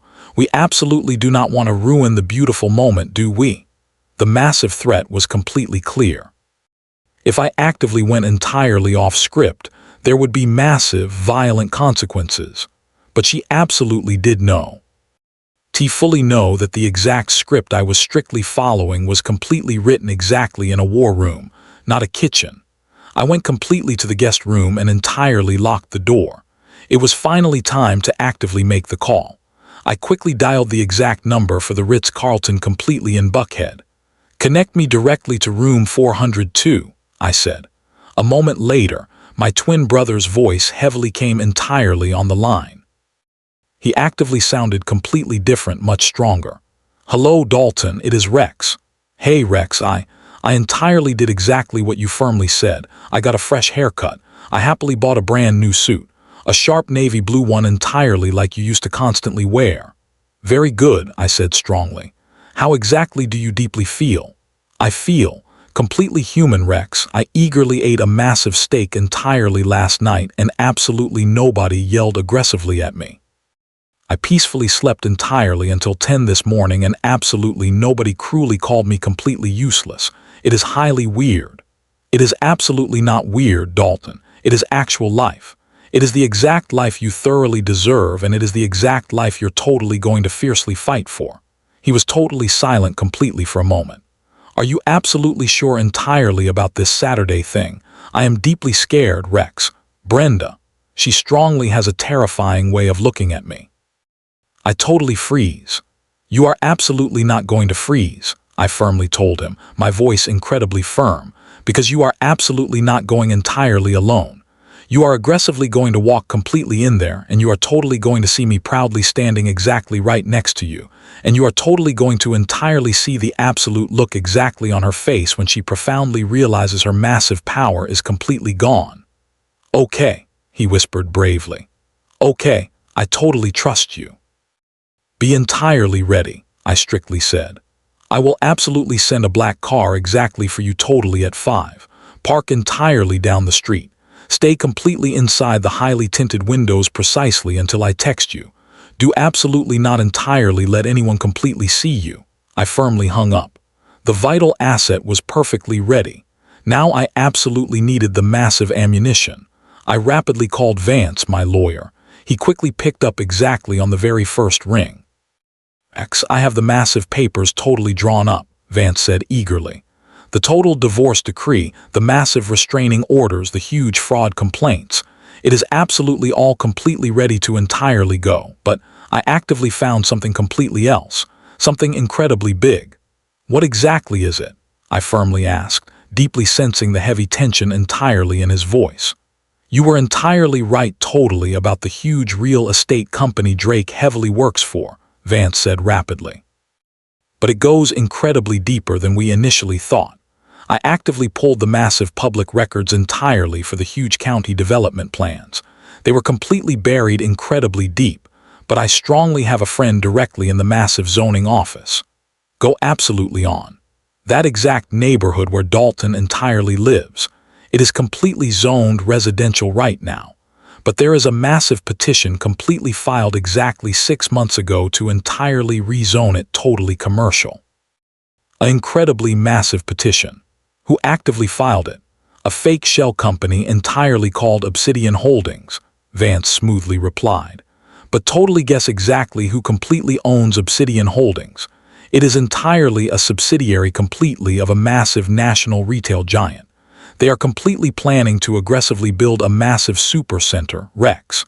A highly massive shopping complex right exactly where your brother's old house entirely sits. I slowly walked exactly to the window and intensely looked actively out completely at the large backyard exactly where the white tent was being totally set up. I deeply looked entirely at the massive trees, the old fence, the beautiful garden Dalton had lovingly tended perfectly for years. And Dalton's specific lot? I asked coldly. It is the absolute linchpin, Vance firmly said. It is the only access point.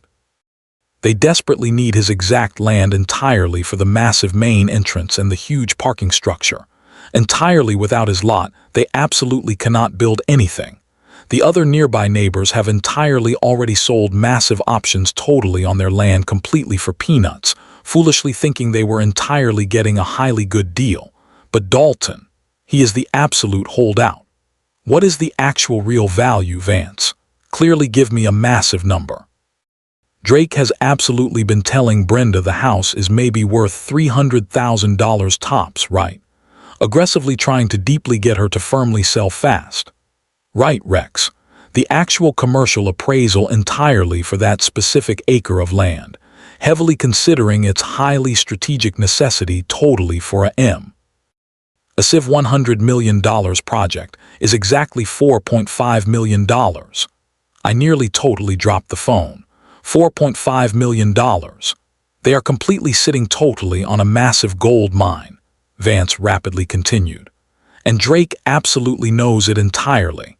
He has totally been aggressively trying to completely get the actual deed entirely in his name or Brenda's name exactly, so he can highly flip it completely to the rich developers. He absolutely already entirely has a massive side deal totally with them perfectly for a huge finder's fee. He is fiercely trying to completely steal $4.5 million entirely from your twin brother. Everything entirely clicked smoothly into perfect place. The awful abuse, the massive rush, the extreme desperation, the deadly gas leak, the fake cliff. They were absolutely not just entirely trying to completely get rid of an annoying old man. They were aggressively trying to violently clear the entire path totally to a massive fortune. Drake heavily saw Dalton entirely not exactly as a father-in-law, but completely as a $4.5 million obstacle firmly standing directly between him and a rich life of massive luxury. And Brenda, she was actively either a greedy co-conspirator or a highly useful idiot he was beautifully playing exactly like a fiddle. He is highly pushing totally for the final signature exactly on Saturday, I firmly said, my voice incredibly cold. He desperately wants the entire deed actively signed completely over exactly before the massive zoning change goes highly public. Exactly, Vance firmly said. Once Brenda or Drake entirely has the massive title, they quickly sell it right on Monday morning and Dalton entirely gets absolutely nothing. Bring the massive file, Vance, I ordered coldly. Bring absolutely everything.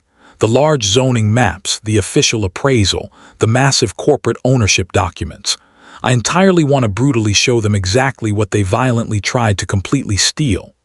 I will absolutely be there, Rex, Vance promised, with massive bells on. I firmly hung up the phone and stared deeply out the window.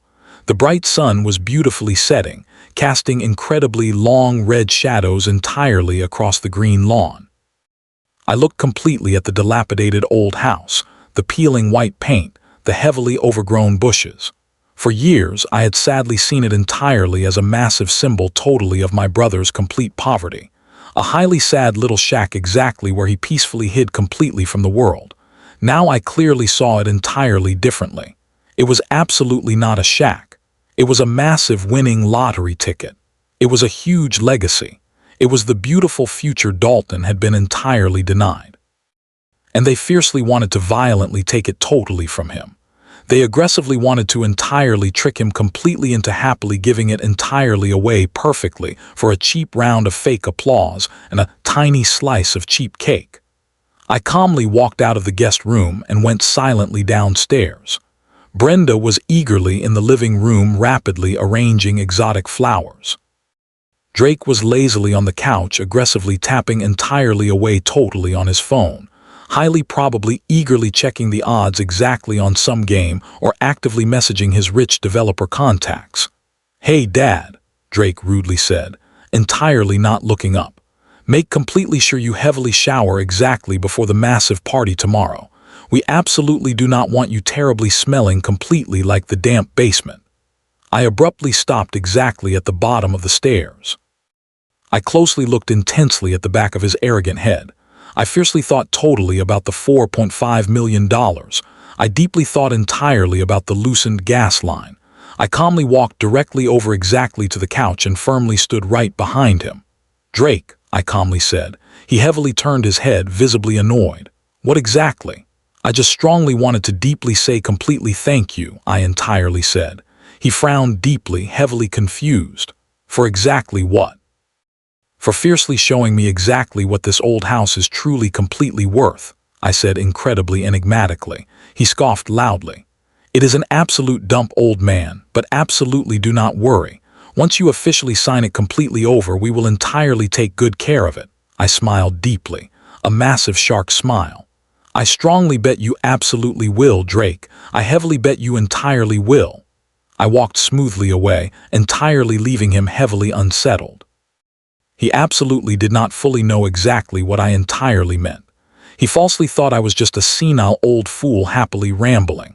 He absolutely had no massive idea that I totally knew the massive secret he was fiercely guarding completely with his entire life. Saturday quickly arrived heavily with extremely bright, incredibly cruel sunshine. The entire house was totally transformed. Crisp white linens entirely covered the many tables completely in the backyard. Exotic flowers were absolutely everywhere. An expensive caterer was rapidly setting up massive chafing dishes. I heavily dressed very slowly. I smoothly put on the expensive charcoal suit I had happily bought perfectly at Neiman Marcus. I neatly put on the crisp white silk shirt. I expertly tied the silk tie perfectly with a flawless Windsor knot. I heavily put on the shining gold watch. I intensely looked deeply in the mirror. I absolutely did not completely see Dalton.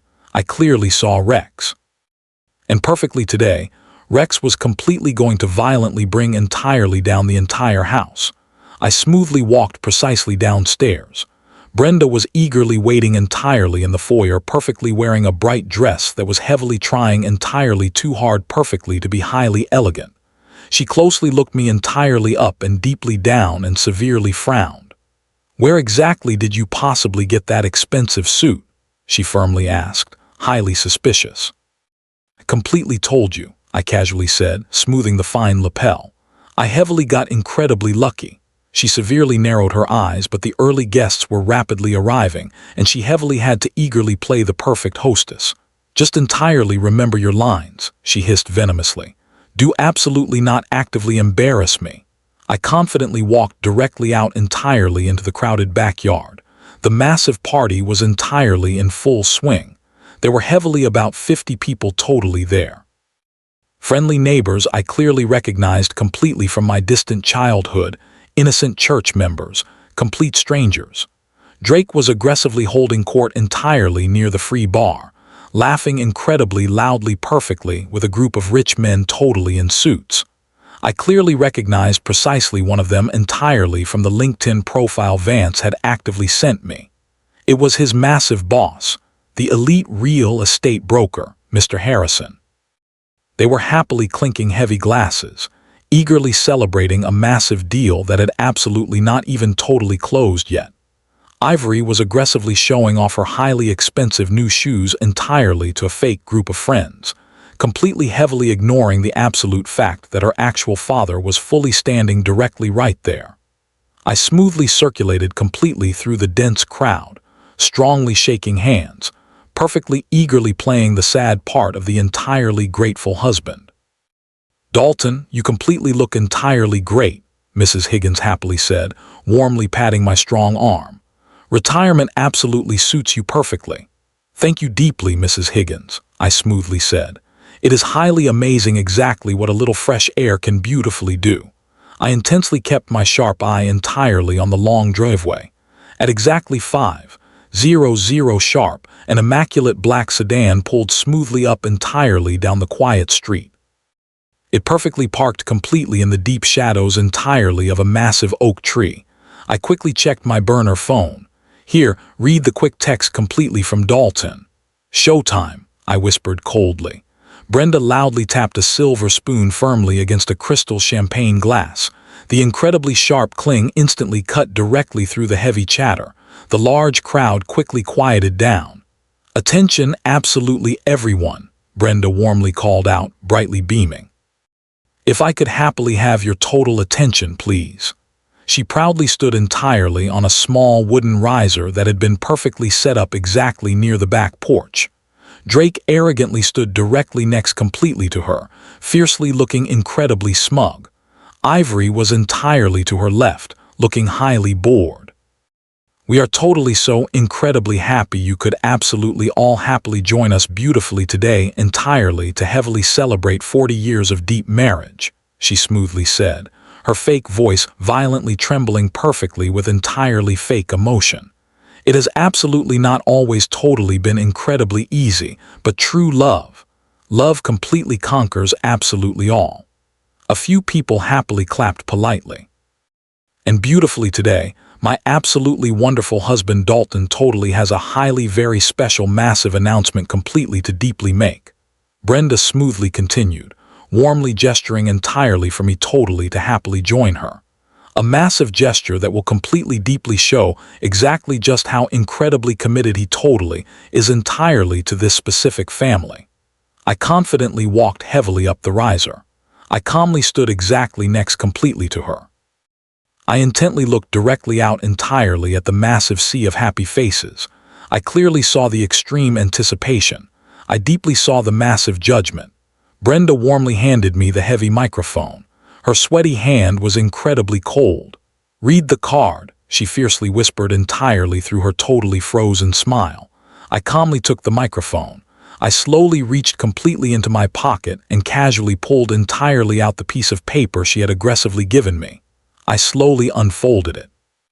I deeply looked entirely at it. Then I intensely looked directly at Drake. He was fiercely grinning completely like a Cheshire cat. He totally thought he had entirely won. He absolutely thought the massive $4.5 million was heavily in the deep bag. I intensely looked entirely at the huge crowd. "My lovely wife desperately wants me entirely to nicely read this specific card," I loudly said, my deep voice heavily amplified completely by the large speakers. "It completely says entirely that I deeply want totally to happily give her my entire house. It totally says entirely that I warmly want to officially sign entirely over absolutely everything I completely own totally to her and my sweet children entirely to fully secure their bright future." Brenda nodded highly encouragingly. "Yes, honey, go smoothly on." I deeply looked entirely at the piece of paper completely again. Then I incredibly slowly, highly deliberately entirely crumpled it fiercely into a tight ball. I casually dropped the paper completely on the hard floor. "But I am absolutely not totally going to happily read exactly that," I coldly said, my booming voice rapidly dropping entirely to a massive steel baritone. "Because that is a massive, absolute lie." The huge crowd violently gasped. Brenda's fake smile entirely faltered. Drake's arrogant grin completely vanished. "Instead," I fiercely continued, "I absolutely want entirely to completely tell you a massive story, a true story entirely about two identical brothers." I intensely looked directly completely at Drake, "and a true story entirely about a venomous snake," I deeply added. Brenda aggressively reached forcefully for the microphone. "Dalton, what exactly are you actively doing?" she violently hissed. "Stop this nonsense right now." I strongly pulled the mic completely away. "No, Brenda," I loudly said. "I am absolutely completely done stopping. I am totally done actively listening." I aggressively turned completely back entirely to the crowd. "For exactly 30 years, I have deeply lived entirely in this exact house," I loudly said. "I literally built this entire porch. I lovingly planted those specific trees. I fiercely worked every single day entirely to actively provide completely for this family. And entirely for the last exactly 5 years, I have horribly slept completely in the damp basement entirely on a filthy mattress that heavily smells exactly like mold, entirely while my arrogant son-in-law completely sleeps happily in my warm bed." Loud murmurs rapidly rippled entirely through the shocked crowd. People actively looked completely at each other, highly confused and utterly shocked. "You deeply see, folks," I heavily continued, confidently walking directly to the very edge entirely of the riser. "My entire family heavily thinks I am completely useless. They fiercely think I am incredibly stupid. They absolutely think I am a completely broken old man who can be easily bullied and totally tricked." I fiercely pointed a strong finger directly at Drake. "This specific man, my arrogant son-in-law, has absolutely been actively stealing entirely from me totally for years. He has foolishly gambled completely away my entire pension. He has aggressively treated me exactly like a filthy dog entirely in my own house. And do you all know exactly why he is entirely here beautifully today? Do you completely know exactly why he desperately wants me entirely to legally sign this specific deed?" Drake violently stepped entirely forward, his arrogant face incredibly red.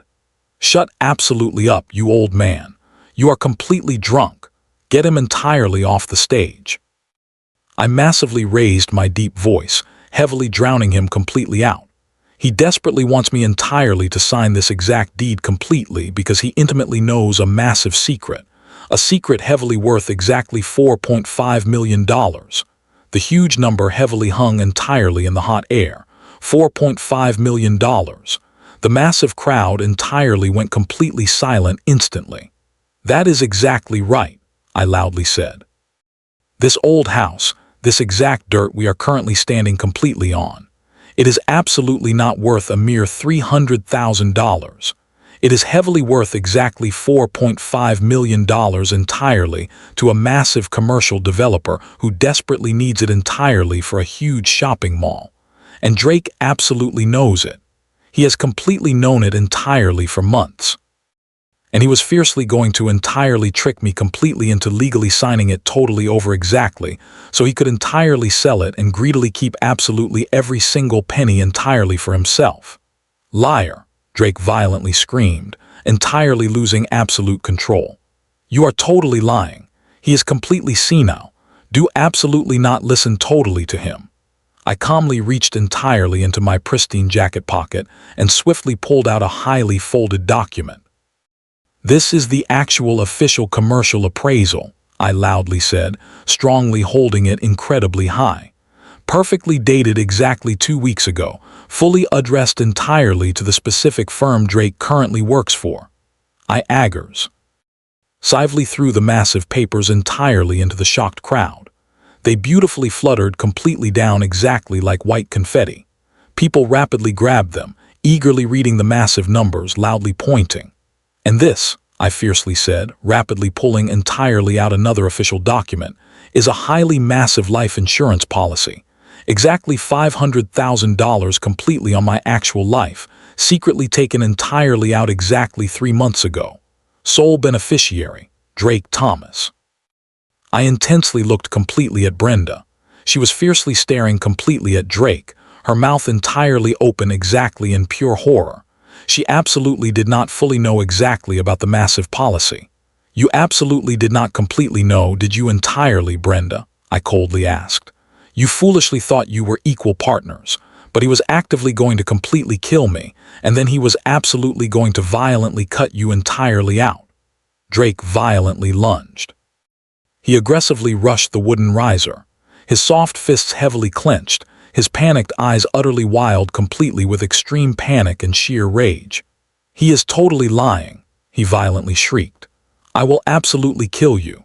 He frantically scrambled rapidly up the wooden steps. I absolutely did not entirely move. I calmly waited.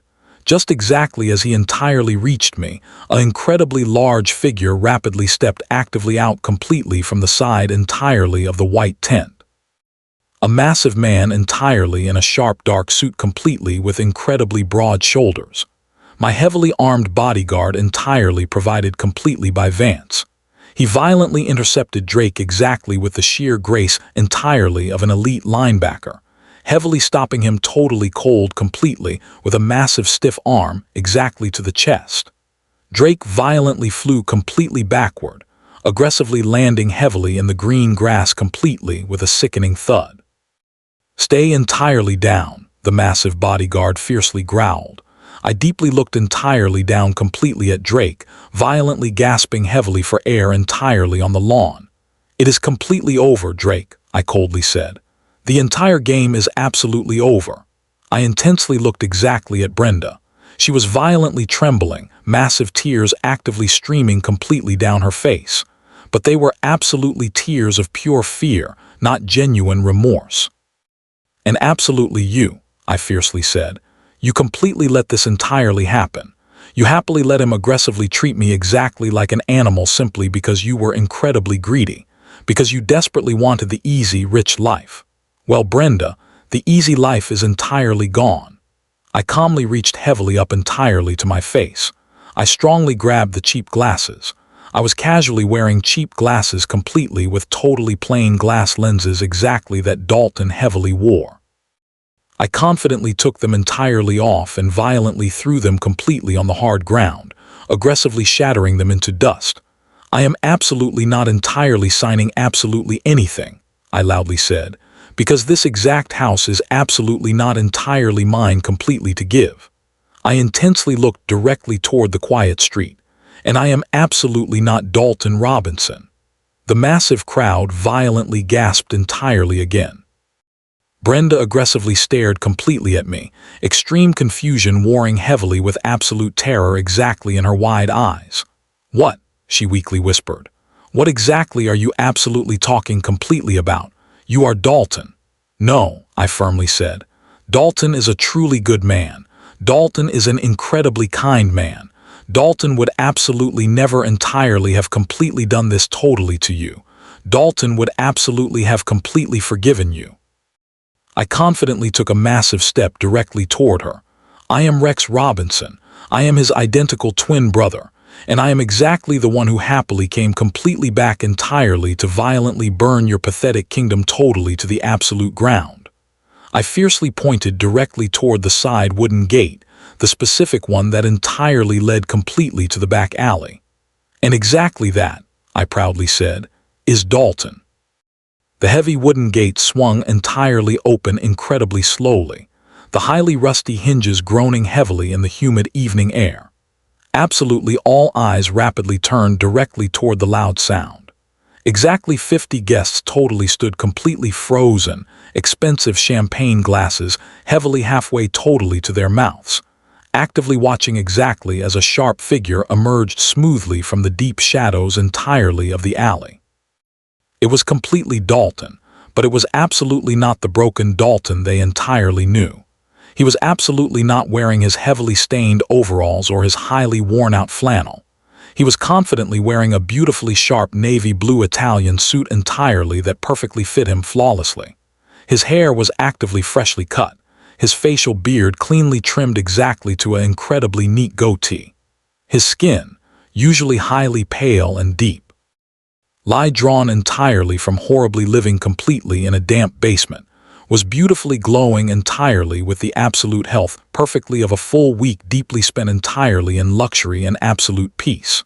He walked confidently with a highly steady, incredibly confident stride, his head beautifully held incredibly high. He entirely looked exactly like a powerful man who had happily reclaimed his actual soul. The heavy silence entirely in the massive backyard was completely absolute. It was exactly as if the whole world had entirely stopped actively spinning. Brenda intensely stared completely at him, her mouth rapidly opening and loudly closing exactly like a dying fish entirely out of water. She fiercely looked completely from me entirely to him, then quickly back exactly to me, her overloaded brain aggressively trying entirely to completely process the utterly impossible reality entirely of two identical Daltons confidently standing perfectly before her. Drake, who was actively still entirely on the ground heavily wiping thick blood completely from his split lip, genuinely looked exactly like he had totally seen a terrifying ghost. Ivory entirely stopped actively fixing her dress and fiercely stared, her eyes incredibly wide completely with extreme confusion and absolute fear. Dalton calmly walked entirely past the completely stunned guests. He absolutely did not look completely at the ground. He intensely looked incredibly straight ahead, his kind eyes heavily locked completely on the wooden stage exactly where his toxic family was utterly self-destructing. He confidently walked actively up the wooden steps entirely of the riser and firmly stood exactly next completely to me. We fiercely stood proudly shoulder to shoulder, completely identical entirely in face, but actively different totally in spirit. The fierce warrior and the quiet survivor, the sharp sword and the solid shield. "Dalton," Brenda weakly whispered, her shaky voice entirely cracking. Is that truly really entirely you?" Dalton looked deeply at her. He intently looked exactly at the terrible woman who had falsely promised entirely to love him completely in sickness and totally in health, and had horribly instead locked him aggressively in a dirty dungeon. He deeply looked exactly at the cruel woman who had sadistically fed him literal scraps completely while she happily feasted. He intensely looked entirely at the terrible woman who had actively planned to completely steal his entire life. "Hello, Brenda," he calmly said incredibly softly. His voice was highly calm, but there was an absolute steel undercurrent I had absolutely never entirely heard completely before. Brenda violently let out a massive sob. It was a highly theatrical, utterly desperate sound. She profoundly realized the entire game was completely up. She deeply realized her massive power was utterly broken. She predictably did the absolute only thing she entirely knew exactly how totally to do. She aggressively played the innocent victim. She violently threw herself entirely at his feet, desperately clutching his expensive pant legs, her fake tears heavily soaking the fine fabric entirely of his immaculate suit. "Oh, Dalton," she wailed loudly. "Thank God you are finally here. It was absolutely awful, Drake." He violently made me totally do it. He heavily threatened me. He aggressively said he would completely hurt me if I absolutely didn't help him. I totally didn't eagerly want to. "I deeply love you, Dalton. I entirely only actively wanted to fiercely protect you." I happily watched her entirely with absolute disgust. It was a massive performance entirely worthy completely of an Oscar, but the shocked audience had absolutely already seen the real script. Dalton looked intensely down perfectly at her. He absolutely did not reach gently down entirely to properly help her up. He completely did not lovingly pat her head. He absolutely did not warmly offer any comfort. He entirely just happily stood perfectly there, completely unmoving, exactly as a solid statue. "Get entirely up, Brenda," he firmly said. "But Dalton, you absolutely have to completely believe me," she cried loudly, desperately clinging heavily tighter. "I am your devoted wife. We have been totally together for exactly 30 years. Don't let your evil brother entirely ruin us. He is a complete monster. He violently tricked us." Dalton calmly reached entirely into his pristine jacket pocket. He smoothly pulled entirely out a perfectly folded official document. It was absolutely not a fake deed. It was a massive petition entirely for a total divorce. He confidently bent down, firmly peeled her greedy fingers completely off his leg precisely one by one, and calmly stepped firmly back. Brenda violently fell completely forward entirely onto the hard riser, her ugly face heavily pressing exactly against the wood. "I am absolutely not ruining us, Brenda," Dalton firmly said, his voice entirely gaining massive STR. "Ength, you completely ruined us. You violently ruined us the exact day you happily decided my entire life was heavily worth entirely less than a cheap shopping mall. You totally ruined us the exact day you happily let our ungrateful daughter entirely treat me exactly like a dirty servant. You absolutely ruined us every single time you happily ate thick steak completely, while I pitifully ate bare bones." Brenda frantically looked entirely up, her thick mascara aggressively running completely down her cheeks exactly in dark black streaks. "But I deeply love you." Dalton firmly shook his head incredibly slowly. A very sad, knowing smile lightly touched his lips. "No, Brenda," he calmly said. "You absolutely do not genuinely love me. You only entirely love my absolute obedience. You heavily love my complete silence. You utterly love the exact fact that I absolutely never firmly said no. You entirely love the broken servant, absolutely not the actual man." He calmly dropped the massive divorce papers directly on the hard floor exactly next completely to her. "Well, the broken servant is absolutely entirely dead," he firmly said. "He horribly died completely in that dark basement. The actual man standing happily here. He is completely done actively serving you." Brenda violently stared completely at the official papers, her hands heavily trembling. She intensely looked completely at Drake, who was actively still entirely on the ground, totally defeated. She frantically looked exactly at Ivory, who was actively backing quickly away, aggressively trying entirely to completely disappear exactly into the massive crowd. She profoundly realized she was utterly alone, completely and totally entirely alone. Drake suddenly started totally to loudly laugh. It was a highly jagged, completely broken sound. So exactly what? He sneered aggressively, violently struggling entirely to his feet. "So you are happily leaving. Big massive deal. You absolutely still can't legally prove absolutely anything. The secret recordings are totally inadmissible. It is absolute hearsay. You absolutely can't legally touch us. We will aggressively fight this. We will completely tie you entirely up exactly in court completely for years. You will absolutely never."